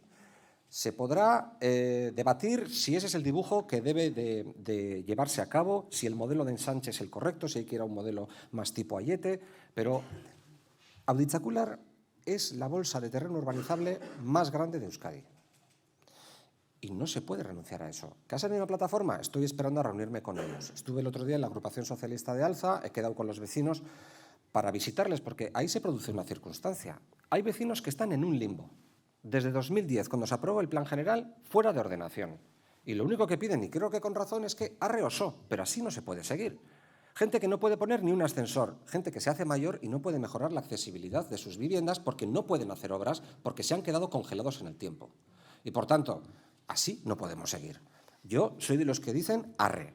Y arre con un concurso de ideas abierto que no prejuzgue, fíjense, ni siquiera cuántas viviendas hay que hacer, que a los arquitectos y arquitectas que venga, ojalá, de toda Europa, les digamos el problema, seguramente no hace falta que se lo digamos, el problema que tiene la ciudad y la comarca en materia de vivienda y que nos hagan propuestas sobre ese terreno. Nosotros hemos hecho una aproximación, si se quiere, a modo de provocación, y la hemos hecho con Blas Urbizu. Y le hemos dicho, oye, no vamos a ir a un modelo de ensanche, que es en principio lo que se ha hecho en San Sebastián. En Bentaberri es el ensanche natural del antiguo. El Nuevo Gros, Amara Nuevo, Riberas de Loyola fue el último ensanche de Amara. Inchaurrondo, que lo hizo Matu con Odón, Inchaurrondo es el ensanche de Inchaurrondo Zarra. Bueno, hay modelos de ensanche y hay otros modelos en la ciudad, como puede ser Ayete, de menor densidad, o si se quiere, como se hizo Pagola o como se hizo Munto, con una, implantación en el territorio distinta. Yo no prejuzgo cómo se debe hacer, ni siquiera creo que debamos prejuzgar cuántas viviendas hay que hacer. Que vengan los arquitectos, los urbanistas y nos digan qué alternativas y qué abanico de posibilidades tenemos, incluido el acceso desde la autopista, que creo que va a ser inevitable, pero que se puede pinchar desde el Andarro, se puede pinchar desde la Espalda de Alza, se puede pinchar... En fin, hay diferentes alternativas de acceder, porque si estás metiendo 3.000 viviendas, obviamente le tienes que dar una solución. Pero vamos a pensar en un Alza, el que hoy conocemos, que puede mejorar. ¿Cómo fue construido Alza? O mejor dicho, cómo no fue construido. Alza es el resultado de ir creciendo con muy poco orden, con muy poco concierto y con muy poca planificación, grupos de viviendas, y luego el ayuntamiento, con mayor o menor fortuna, creo que con una gran voluntad y un gran esfuerzo, durante esas décadas que antes hemos mencionado, hizo un gran esfuerzo por darle dignidad a ese barrio, por ensanchar aceras, por mejorar equipamientos, por, en fin, ahora estamos en plena rehabilitación de edificios, sobre todo rehabilitación energética. La piel de los edificios también es importante, está dando otra hechura, ¿no? Bueno, el nuevo Alza, y nosotros hemos hablado de Alza Ovea, debería de contribuir a mejorar, como ha pasado en el resto de los casos en San Sebastián, el barrio preexistente, y hacerlo dotándole de aquello que no tiene hoy, y evitando que seque lo nuevo, deje atrás a lo viejo. Tiene que integrarse, tiene que servir para que los muchos bajos comerciales que hoy están en desuso, en alza y cerrados y vacíos, puedan empezar a funcionar. Tenemos la enorme fortuna, Odón me lo suele recordar muchas veces, acuérdate de que está el topo y de que es muy difícil encontrar la manera de construir un barrio nuevo cuando ya tienes... o sea, no hay tantos casos en Euskadi donde tengas resuelto el problema de transporte de alta capacidad, incluidas nuevos, digamos, brazos que se puedan implantar en un momento dado para que todavía tenga mayor capilaridad el topo. Bueno, eso va a estar resuelto con un topo que, bueno, que va a ser una revolución, porque no va a conectar como antes, no, va a conectar mucho más. Hasta con Renfe va a conectar el topo a través de la estación intercambiador de Riberas, ¿no? Claro, eso es una enorme oportunidad. Y, por cierto, no solo para hacer viviendas. Nosotros en ese ejercicio que hemos hecho y que hemos compartido con el ayuntamiento, bueno, hemos dibujado hasta un posible polo económico de bata blanca, ¿por qué no?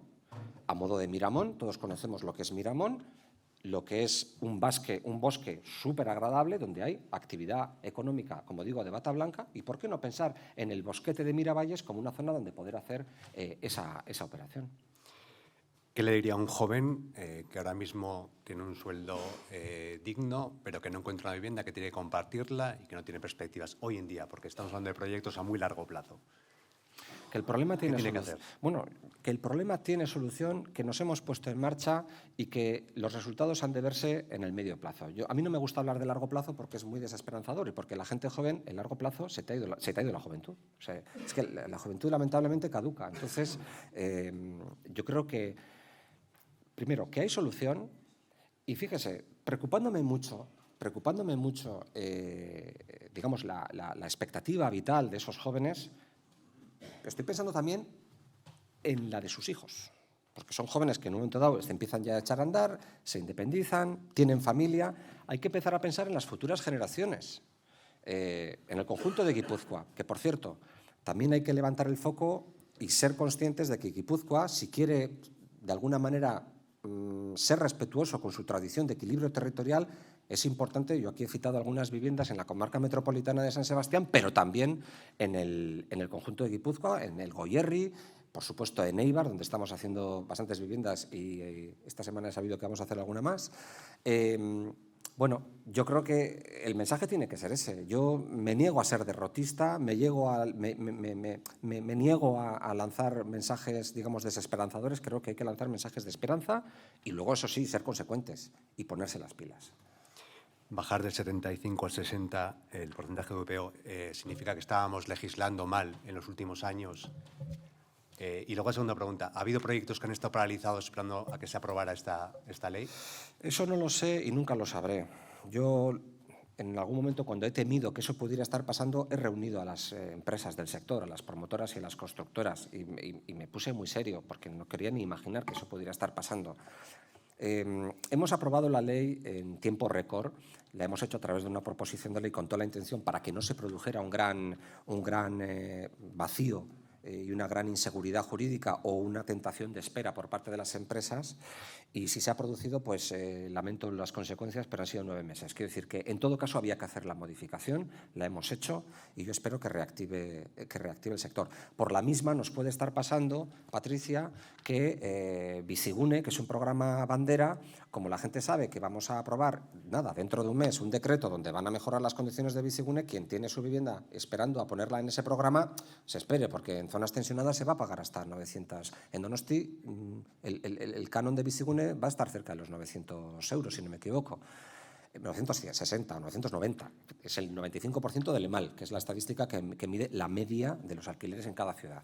Bueno, puede producirse pues peajes que hay que pagar por hacer reformas, pero no nos puede frenar. Y la otra pregunta era, perdóname, David. Bueno, me has contestado a las dos prácticamente. Cuando hablamos del 60% le dicen que se ha vuelto liberal o neoliberal, ¿qué le responde?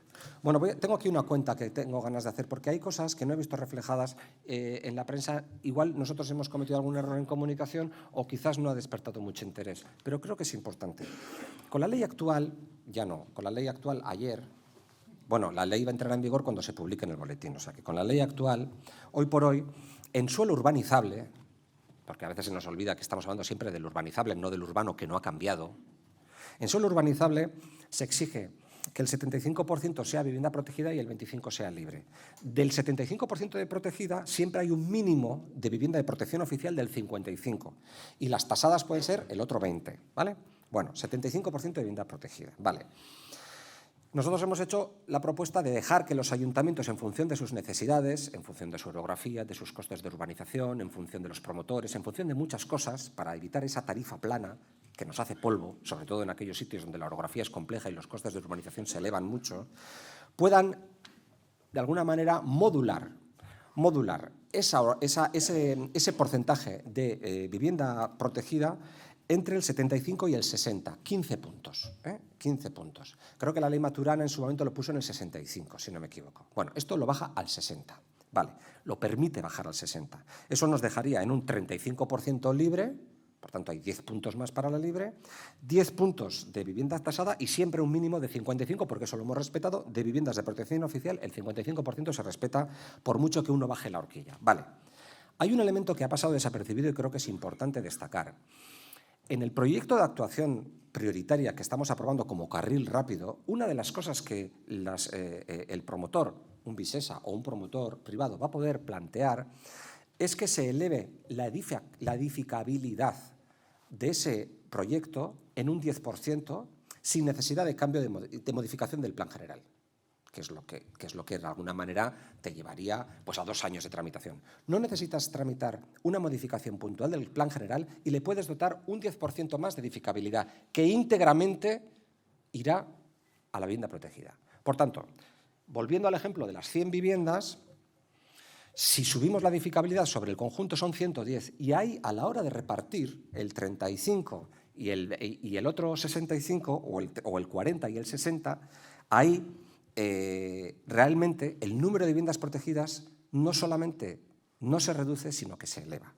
Podríamos hacer una operación de vivienda libre 35, de 14 viviendas tasadas y de 61 viviendas y de 61 viviendas protegidas. En total, 75 viviendas protegidas. Es decir, mantienes el mismo número de viviendas protegidas, pero le has dado 10 puntos más a la vivienda libre para que, entre otras cosas, a veces pague la ronda.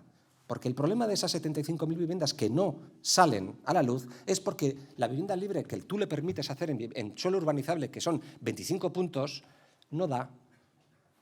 Entonces me dicen, es que está usted entregado, ayer me lo dijo Xavier, que está por allí, nos decía en el Parlamento, ¿están ustedes entregados al mercantilismo? Bueno, es verdad que había que escuchar ayer el debate, porque por una parte estábamos entregados al mercantilismo y por otra parte éramos la izquierda más radical de Europa. Entonces dices, bueno, pues oye, ancha es Castilla, que tenemos un carril anchísimo entre unos y otros para ocuparnos de un problema central también de la ciudadanía, ¿no? Bueno, oiga, ni una cosa ni la otra. No es que estemos entregándonos al mercantilismo, es que las empresas son las que construyen las viviendas y tienen una de dos, construyen o no construyen, porque el problema de lo que decía ayer Eneko, del 75% de cero es cero, es que no estamos hablando de si hace 65, de hace 35, de hace 25, es que si no salen los números no se hace ninguna. Y cuando no se hace ninguna, ocurre que la poca que sale, vivienda libre, sale a millón y la gente termina endeudándose hasta las cejas. Y por supuesto que si hacemos más vivienda libre el precio se va a modular, por supuesto que sí. Y sobre todo si hacemos más vivienda protegida, eso es lo que más amortigua toda la vida, lo que más amortigua el precio de la vivienda libre es que se haga mucha vivienda protegida. Hablemos un poco de las zonas tensionadas que se han declarado en muchos municipios de Guipúzcoa, el índice de precios. ¿Se está notando ya una limitación en las rentas del alquiler o todavía hay que esperar? ¿Y se está notando en qué porcentaje lo tienen diagnosticado? Nosotros todavía no tenemos ningún dato porque básicamente ha sido este año. La primera ciudad tensionada fue Rentería y en el BOE se publicó en enero. Y estamos en diciembre, tenemos las 3 capitales, buena parte de los entornos metropolitanos, en Vizcaya un poco menos, básicamente Baracaldo y ahora se ha apuntado Basauri. Y en Donostialdea sí que vamos muy avanzados, porque está San Sebastián, está la Sarteoria, está Rentería, está Irún, por supuesto, que está por aquí la alcaldesa, está Usurbil, está Astigarraga, Pasaia lo va a pedir dentro de muy poco. Bueno, nosotros en estos momentos todavía no tenemos datos porque el último dato del EMAL es de enero, es del primer trimestre del 25, si no me equivoco, ¿verdad? Es del primer trimestre del 25, por tanto ahí no hemos podido ver ningún cambio. Lo que sí les anuncio es que vamos a pedir, he pedido ya al Observatorio Vasco de la Vivienda que nos mida el año que viene qué pasa con esos contratos. He dicho antes en mi intervención que el 31% de los contratos, de los 84.000 contratos que están vigentes en Euskadi, el 31% se van a renovar el año que viene, porque vienen de una oleada de contratos que se firmaron en la pandemia. 31% es mucho de todo el parque. Entonces, ahora vamos a poder hacer una medición que yo espero que para el final del año que viene nos ilustre y nos arroje buena información, ¿no? Y es qué pasa en las zonas tensionadas y qué pasa en las zonas que no se han declarado tensionadas con esa renovación de los contratos. Porque en las zonas tensionadas uno no va a poder arbitrariamente poner un nuevo precio por mucho que le quiera sacar más rendimiento a la vivienda. Da igual que esté el índice de precios de referencia aprobado o no. En Guipúzcoa está, pero aún en Vizcaya y en Vitoria, en Álava,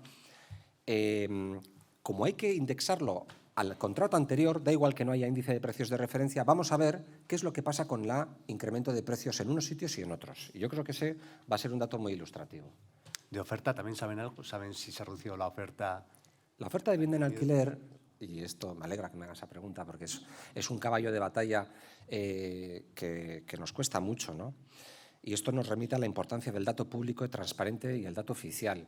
Nosotros tenemos una ventaja sobre otras comunidades autónomas y es que tenemos un registro público de fianzas. Todo el que ha alquilado una vez una vivienda sabe que tiene que depositar una fianza ante el gobierno vasco. Eso nos da mucha información porque nos dice en cuánto está esa vivienda y nos dice en cada momento cuántas viviendas están bajo un contrato de alquiler.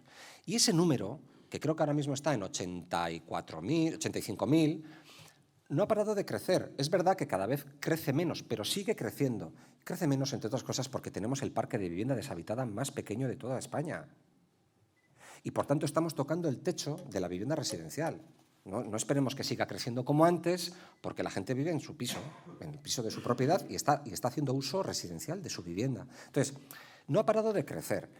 ¿Cuál es el problema? Nos encontramos con plataformas inmobiliarias que todos conocemos, que incluso hacen estudios, tienen centros de estudios, y te dicen y te hablan de que se ha reducido el número de contratos ya, Además, ese es el negocio al que se dedican y ganan dinero por ello. Lo que se ha reducido es los contratos que ellos ven. Y aquí hay dos problemas, que esos contratos hablan de la rotación. Si una vivienda que en el tiempo de Mariano Rajoy, la ley de arrendamientos urbanos, estaba bajo un contrato de alquiler en 3 años, con Pedro Sánchez pasó a 5, una de las primeras decisiones que se tomó en 2018. Pasó a 5 la ley de arrendamientos urbanos. Y ahora, con las prórrogas, te puedes ir a 8, claro que las inmobiliarias ven menos contratos. ¿Pero eso es bueno o es malo para la gente que está alquilada? Y me pregunto más, ¿eso es bueno o es malo para el propio propietario? Porque yo también he sido propietario y he tenido en alquiler una vivienda. A mí, francamente, tener que estar cambiando de inquilino todo el rato no me parecía el mejor plan. Si tú tienes un buen inquilino, estás a gusto con él, tira millas. Que tengas 8 años es bueno para todos. Pero claro, se ven menos rotaciones y se firman menos contratos. Esa es una. Y la segunda que ocurre es que los precios de los que nos hablan las plataformas inmobiliarias no son siempre los que se firman, como con la compraventa. Una cosa es el anuncio. Pero ¿quién ha comprado la vivienda por el precio del anuncio? Se negocia. Y el alquiler también. Y un estudio reciente lo que indicaba era que había un porcentaje muy relevante de minoración de los precios respecto de lo que las plataformas estaban diciendo de lo que se paga realmente. Por tanto, es importante que sigamos los datos públicos, transparentes, oficiales. Andalucía ha decidido, en una decisión nefasta, cargarse su registro. Tenía un registro y se lo ha cargado. ¿Qué nos está pidiendo el Ministerio para darnos dinero? Que, por cierto, no lo he comentado, pero tener zonas tensionadas nos va a permitir, por primera vez en la historia del autogobierno, tener fondos. Yo espero que superen los 30 millones de euros este año. En el 25 ha sido 5 millones por declarar zonas tensionadas. El año que viene vamos a tener ya declaradas muchas más. Y esperamos recibir dinero para poder invertir en vivienda. ¿Cuáles son las condiciones que pide el Ministerio? 1, que se incremente la aportación y la inversión de las comunidades autónomas en vivienda. Ahí vamos bien. 2, que la calificación sea permanente. Ese asunto lo tenemos despejado desde 2003 en Euskadi. Y 3, que haya una colaboración entre las instituciones para que haya datos agregados, oficiales, transparentes, para que el Ministerio, del mismo modo que el Gobierno publica todos los años o todos los meses el IPC o el PIB o tal, pueda publicar también el precio oficial del alquiler. Porque de lo contrario, estamos ante plataformas y datos que son interesados, yo no los voy a juzgar, pero son de parte y tienen mucho interés en ofrecer la imagen de que esto está disparado. Porque eso genera ansiedad y una de las cosas con las que tenemos que luchar es la ansiedad que se ha generado en las clases medias. Hay que rebajar la ansiedad y para eso hay que dar certidumbre. Y es muy importante que los datos sean fiables y que obedezcan a la realidad. Con el tema de la ley de vivienda, algunos expertos alertan de que aquellos colectivos a los que se pretendía proteger con topes del alquiler son precisamente los que están siendo más perjudicados, porque a la hora de hacer el casting, el propietario de la vivienda elige obviamente a aquel inquilino más solvente, ¿no? Todo el mundo quiere tener a un divorciado que trabaja en una gran empresa y que sabes que te va a pagar perfectamente, no tiene hijos, no te va a estropear la casa. Eso está ocurriendo hoy en día. Sí. No estamos teniendo entonces el efecto contrario de esa ley que pretendía proteger a los más vulnerables por la inseguridad jurídica de la propia ley. La ley del 2023 no es perfecta, es una ley producto también de unos consensos que fueron muy complicados de conseguir. Antes he dicho en mi intervención que está produciendo grandes cambios de mentalidad y luego me referiré a él porque hay muchos partidos que están cambiando claramente. Yo lo quiero también exponer, ¿no? Los cambios que se están produciendo. Pero en todo caso, es verdad que la aplicación de los topes, la declaración de las zonas tensionadas, pues tiene algunos, efectos indeseados. En el caso de Barcelona, donde hemos visto que se ha bajado un 5,8% el precio medio del alquiler, eso es básicamente porque ellos tienen muchos grandes tenedores y en un porcentaje muy elevado se les aplica el índice de precios de referencia que notablemente tira para abajo. En Euskadi no tenemos ese volumen de grandes tenedores y, por tanto, que pueda bajar me parece complicado o al menos yo no me voy a aventurar. Sí espero que se amortiguen los crecimientos porque se aplique el IRAP, en la mayoría, en el 90% de los alquileres se va a aplicar el IRAP y que eso amortigue. Efectos indeseados. Una fuga, en un momento dado, en fraude de ley a contratos de corta duración que se pueda ir. Bueno, habrá que vigilar eso, ¿no? Porque si aprobamos una ley es con todas las consecuencias. Una de las cosas que hemos introducido en la ley que se aprobó ayer es un régimen sancionador para propietarios que incumplan las zonas tensionadas. Porque, claro, la ley estatal no tenía un régimen sancionador.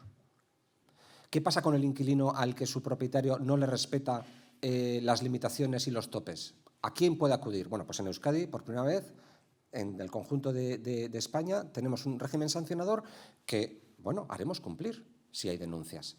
También si se aprueban o se abren nuevas viviendas turísticas en zonas tensionadas, que por ley ya es imposible, ¿no? O sea, no se va a permitir.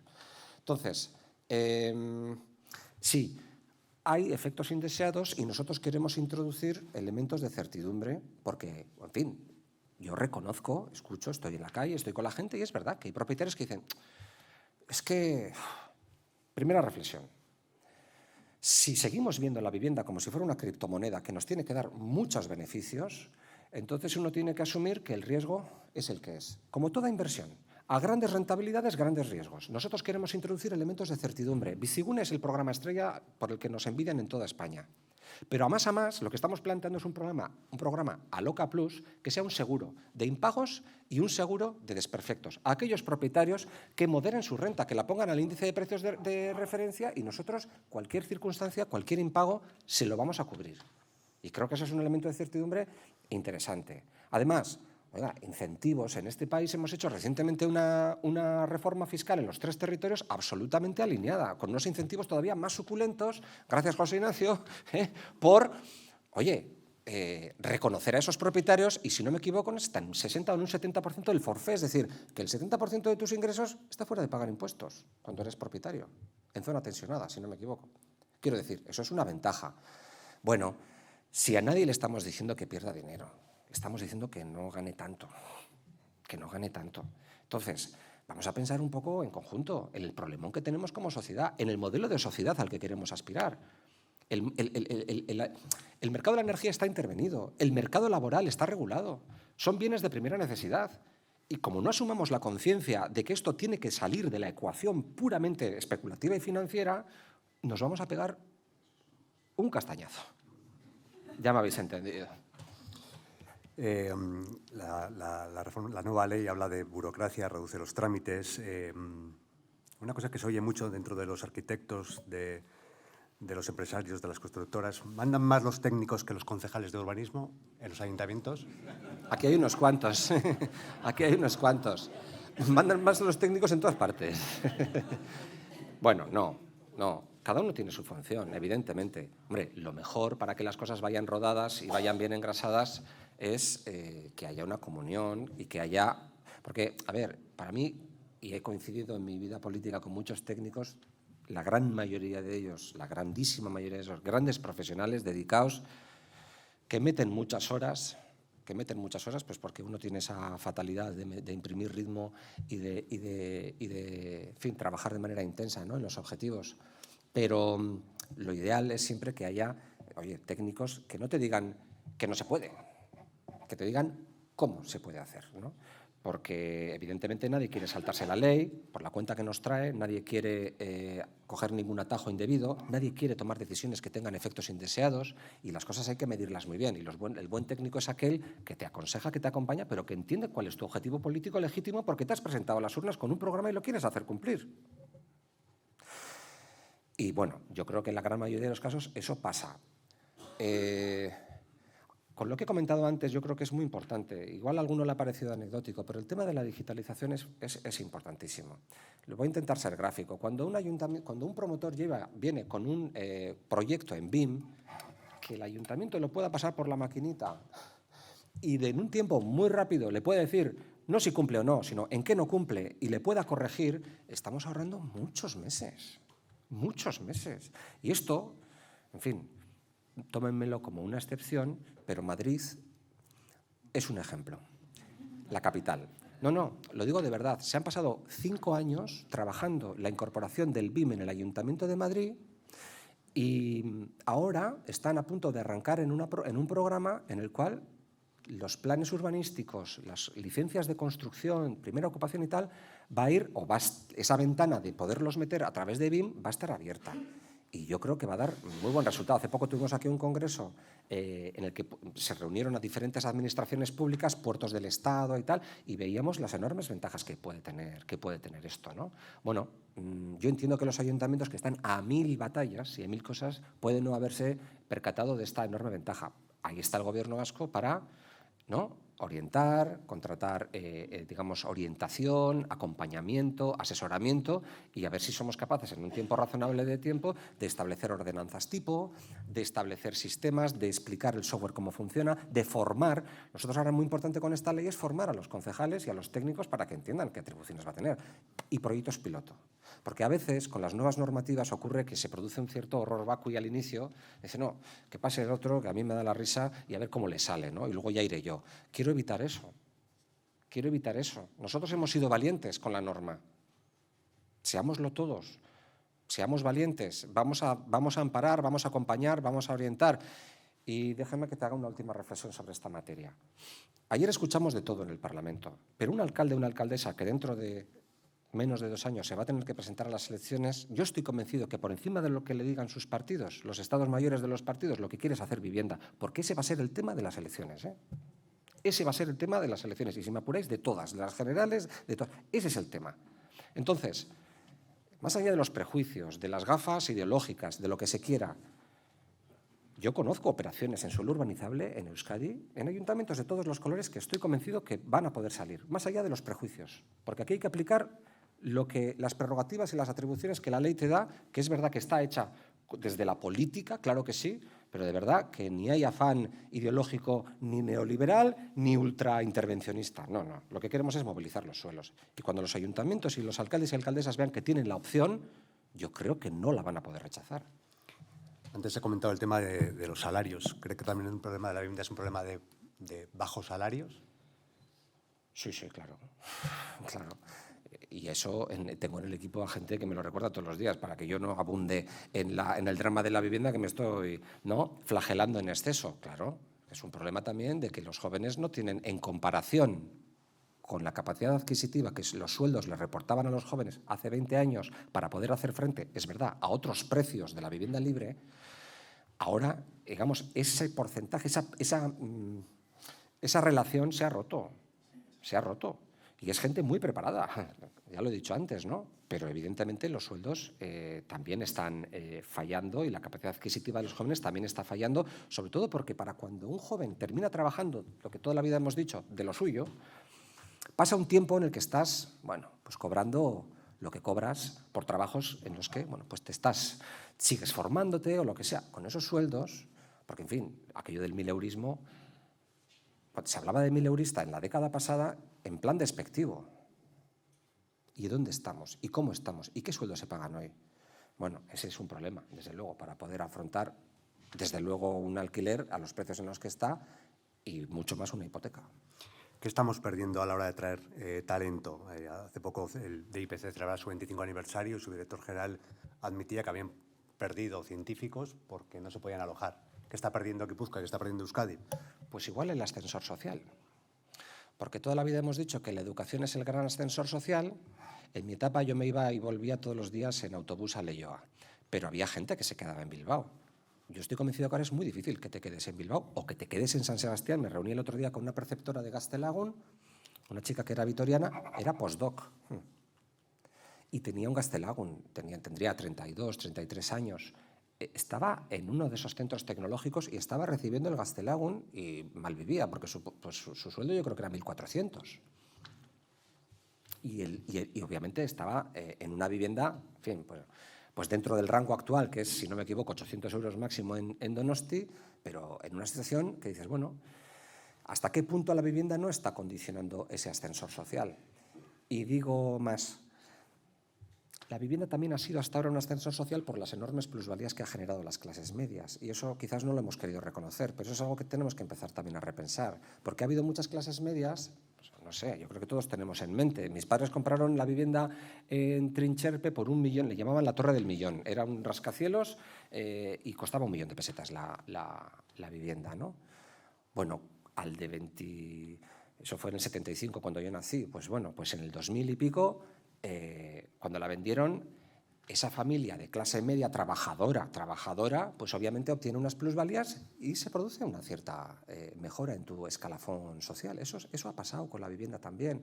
Entonces, y ahora, sin embargo, se nos ha ido de las manos y ahora está embargando las rentas. Y yo creo que esa es la reflexión que pido que se haga, que sé que es como en fin, pues no sé, como Mafalda cuando se subía a la caja de madera y gritaba Occidente y Oriente, ¿no? Bueno, yo creo que esto hay que pensarlo y apelo también a la conciencia económica de las personas y a los poderes económicos del país, porque nos estamos jugando la competitividad.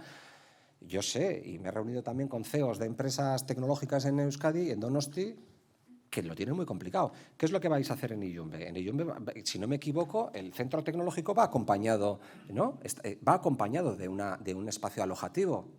Es que en España están pensando que las nuevas universidades o vienen con espacio alojativo o no hay nuevas universidades privadas, porque alguien está haciendo el negocio con las universidades privadas, pero están introduciendo una tensión añadida, por si teníamos pocas, en unas ciudades donde hay necesidad de vivienda. Y te viene gente con dinero, alquila porque sus padres le habrán pagado los estudios en España, y te ocupan las ciudades y te ocupan las viviendas a un precio que la gente de aquí no puede pagar. Y el derecho a quedarse, que yo reivindicaba, es eso exactamente. Que planifiquemos bien las cosas para que al final todo no derive en una expulsión. Vamos a ir acabando, si le parece, con un bloque más político, que seguro que responde más escuetamente. En septiembre tuvimos aquí al exalcalde Eneko Goya. Se le preguntó si pensaba seguir y acabar la legislatura y a las 2 semanas renunció. Ahora que ha cambiado el nuevo alcalde, usted está en las quinielas como posible candidato de 2027. Es así, ha salido ya en las quinielas. Primero, ¿le gustaría ser candidato a alcalde de San Sebastián y se presentaría a unas primarias? No. No, y lo digo con toda claridad. Yo también leo la prensa, pero la respuesta es no. Y la respuesta es no porque no me lo puedo permitir. No me lo puedo permitir. O sea, yo quiero honrar el compromiso que me ha legado y que me ha pedido el Partido Socialista que lleve a cabo con una materia que ahora mismo es central. Siento una enorme responsabilidad por el trabajo que tenemos. Y estoy pensando en esta legislatura y ojalá en la siguiente. O sea, estoy pensando en que a esto hace falta darle ritmo, hace falta constancia, hace falta planificación y equipos estables. Y estoy en eso. ¿Cómo califica todo lo que está ocurriendo alrededor del Gobierno de España, alrededor de los hombres en las manos derechas de Pedro Sánchez, 2 encarceladas, fontaneras, acusaciones de machismo en personas de gran influencia? ¿Cómo ve todo eso? Pues vamos por partes, ¿no? Desolador, bochornoso, en fin, estoy leyendo muchas cosas y aquí tengo compañeros y compañeras que seguro que cualquier cosa que diga la van a suscribir porque es cuando estás tan dedicado a la tarea, cuando estás enfrentando desafíos, alcaldes, alcaldesas, concejales, sailburus, diputados, en fin, que estamos haciendo nuestro trabajo desde luego con honradez y con mucha dedicación. Y convives con esto. Si me preguntas cómo lo vivo, pues me refugio en el trabajo, diría, ¿no? Obviamente, en tus ratos entre reunión y reunión, miras el WhatsApp y ves los grupos y ves la desolación, ¿no? En cuanto al acoso, el problema es que cuando un problema es del conjunto de la sociedad o es de todos, termina no siendo de nadie. Entonces, está bien que hagamos la reflexión de que es un problema estructural, el machismo. Y está bien que reconozcamos que esto pasa en todas las organizaciones y en todos los ámbitos, no solo en los partidos políticos, y hablo en plural, sino también lo hemos visto en el mundo de la cultura, cineastas, músicos, lo hemos visto en el mundo del deporte, lo hemos visto en muchos ámbitos, ¿no? El problema es que si nos quedamos solo en esa reflexión, porque el machismo es transversal, lamentablemente, pues el problema es que al final no hagamos algo que es necesario que hagamos, y es autoanalizarnos nosotros cada uno y asumir el compromiso. Yo le escuché a Lourdes Oñederra, hablando de otra cosa muy distinta, que fue el terrorismo, decir que, y siempre me pareció una gran reflexión, ¿no?, ética y moral, que lo que faltaba era una introspección y un análisis sincero y honesto, que duele cuando lo haces de verdad, sobre cómo nos comportamos, en este caso con las mujeres. Porque claro, el problema está en que cuando es tu jefa, porque tienes complejo de inferioridad. Cuando está a tus órdenes o está en tu escalafón, porque tú tienes la superioridad. Al final hay un problema estructural y la cuestión es que nos preguntemos cómo actuamos y cómo reaccionamos. Hay una ley de 2023 que obliga a las organizaciones de más de 50 miembros a tener un canal. El del Partido Socialista se conoce que está funcionando como canal. Y no es que me quede con eso. estoy seguro que saldrán más cosas, porque si el canal funciona y las mujeres sienten que a través de ese canal van a poder denunciar aquello que antes no pudieron denunciar, saldrá. ¿Es doloroso? Sí, es muy doloroso. ¿Decepcionante? Todo. Pero es necesario. Uno se sonroja, lo pasa mal, pero hay que hacerse cargo del problema. Y hacerse cargo del problema supone que hay que dar la cara. Eso está pasando, no quiero pensar lo que puede estar pasando en otras cosas, invito a canales de denuncias para que se pueda. Y por último, también presunción de inocencia, porque los canales de denuncias, cuando son, por ejemplo, dan la posibilidad de ser una denuncia anónima, pues oye, también hay que respetar la presunción de inocencia de aquella persona que ha sido denunciada y sobre la que todavía no se ha ni siquiera generado una investigación. Yo lo que espero de mi organización, porque lo ha hecho siempre y de eso me siento muy orgulloso, es investigar y reaccionar. A veces tarde, sí, pero bueno, tenemos el canal, están produciéndose las denuncias y en algunos casos dimisiones. Y yo espero que hoy mismo, creo que está anunciada una comparecencia de nuestra secretaria de organización que dé las explicaciones. Y sobre la corrupción, pues asumamos todos un compromiso. Cuando surjan casos de corrupción, hablemos de los nuestros. Porque yo creo que a mucha gente le asquea tanto el caso propio de corrupción como el hecho de que los políticos salgamos solamente refiriéndonos y haciendo aspavientos y grandes hiperventilaciones cuando le pasa al contrario. Hablemos solo de los nuestros, que aquí, ¿no?, en todas partes cuecen habas y en algunas acaldeiradas. Hablemos solo de los nuestros, porque eso nos dará crédito, sobre todo porque nos permitirá también demostrar que nos hacemos cargo, que respondemos, que reaccionamos y que tomamos medidas. Sin presupuestos, sin apoyos parlamentarios suficientes, Pedro Sánchez debería convocar elecciones. Pues es que yo creo que a veces se mira la estabilidad del Gobierno de España con las gafas del bipartidismo y eso ya pasó.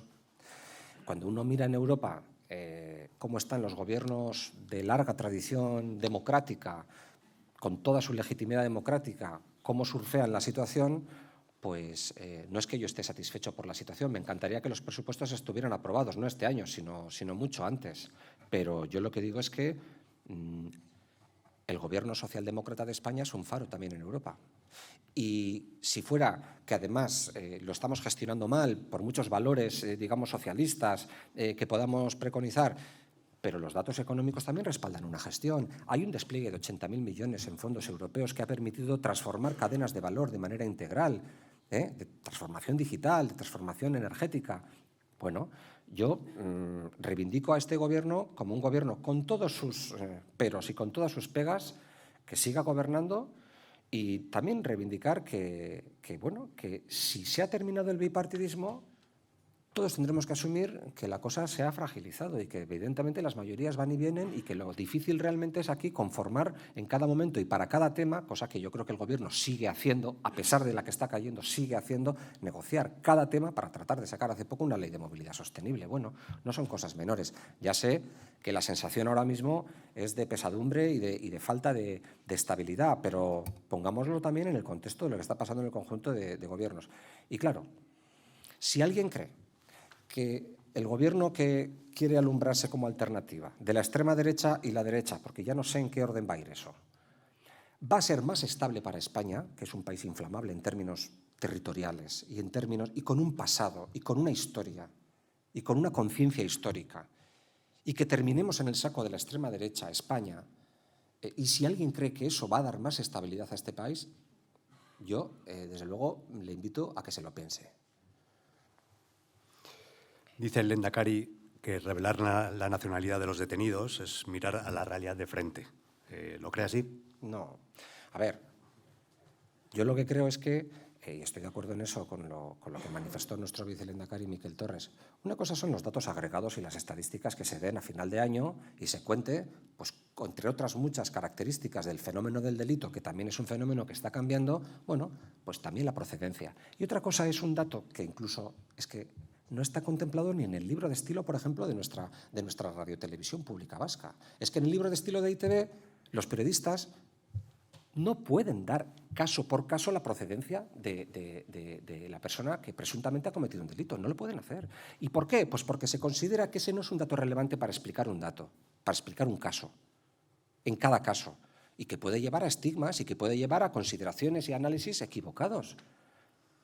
Porque si hay que hacer análisis sobre si la procedencia influye o no en la criminalidad, por ejemplo, háganse con datos agregados, háganse con series históricas. Vamos a ver estudios más completos, no dato por dato, porque dato por dato lo que está es calentando. Y cuidado, porque eso calienta determinadas conciencias que terminan alimentando determinadas opciones, que no convienen a nadie, creo yo, en esta sala. Una última pregunta. ¿Por qué su partido no quiere la transferencia del puerto de Pasaia? Porque es un error, desde todos los puntos de vista. Vamos a ver. Quiere decir que el Gobierno vasco, el PNV, está cometiendo un error al pedirla. Yo creo que es un error, y es un error porque al puerto de Pasaia, si somos capaces de llevar a cabo los planteamientos que está haciendo la consejera y que está acordando también con Ordenación del Territorio de la Diputación, con el Ministerio de Transportes, de llevar a cabo una plataforma logística de conexión ferroportuaria entre la alta velocidad en Irún, el puerto de Pasaia, una plataforma logística en pleno eje atlántico, eso no se va a acometer porque es una inversión inmensa en la que el Estado tendrá que participar. Desde luego, como el puerto sea un puerto desclasificado, que no tenga interés general, no lo va a hacer. Y yo creo que ahí nos estamos jugando mucho, mucho más de lo que se está jugando el territorio en otros debates, por cierto. O sea, yo creo que esa plataforma que le permite liberar suelos al puerto, que es conquistar un espacio que lleva dibujado tiempo, pero que no se está ejecutando y que requiere de la concertación de muchas administraciones y que está planteando ahora con ambición Susana, pues yo sí creo que es una solución para la que es imprescindible que el puerto siga manteniendo su clasificación. Sacar a Pasaia de la red de interés general y de la red de puertos del Estado nos deja fuera de esas grandes inversiones. Y yo me pregunto, porque nadie me lo dice, si luego el Gobierno vasco, si desclasificamos el puerto, se va a hacer cargo de eso. Porque eso son inversiones muy grandes. Y estamos hablando de la alta velocidad. Y la alta velocidad y los operadores de mercancías es que no están en nuestras manos. Yo quiero que lo miremos con ojos europeos. Y por eso creo que es un error. Mira, es que Itxaso Jauna, el 58% de los vascos cree que la vivienda es su principal problema. Por eso hoy hemos estado aquí y por eso nos hemos alargado tanto. Gracias a todos por acudir a este encuentro. Si no les veo antes, les deseamos una feliz Navidad. Egu berrion, eskerrik asko, tortxagatik.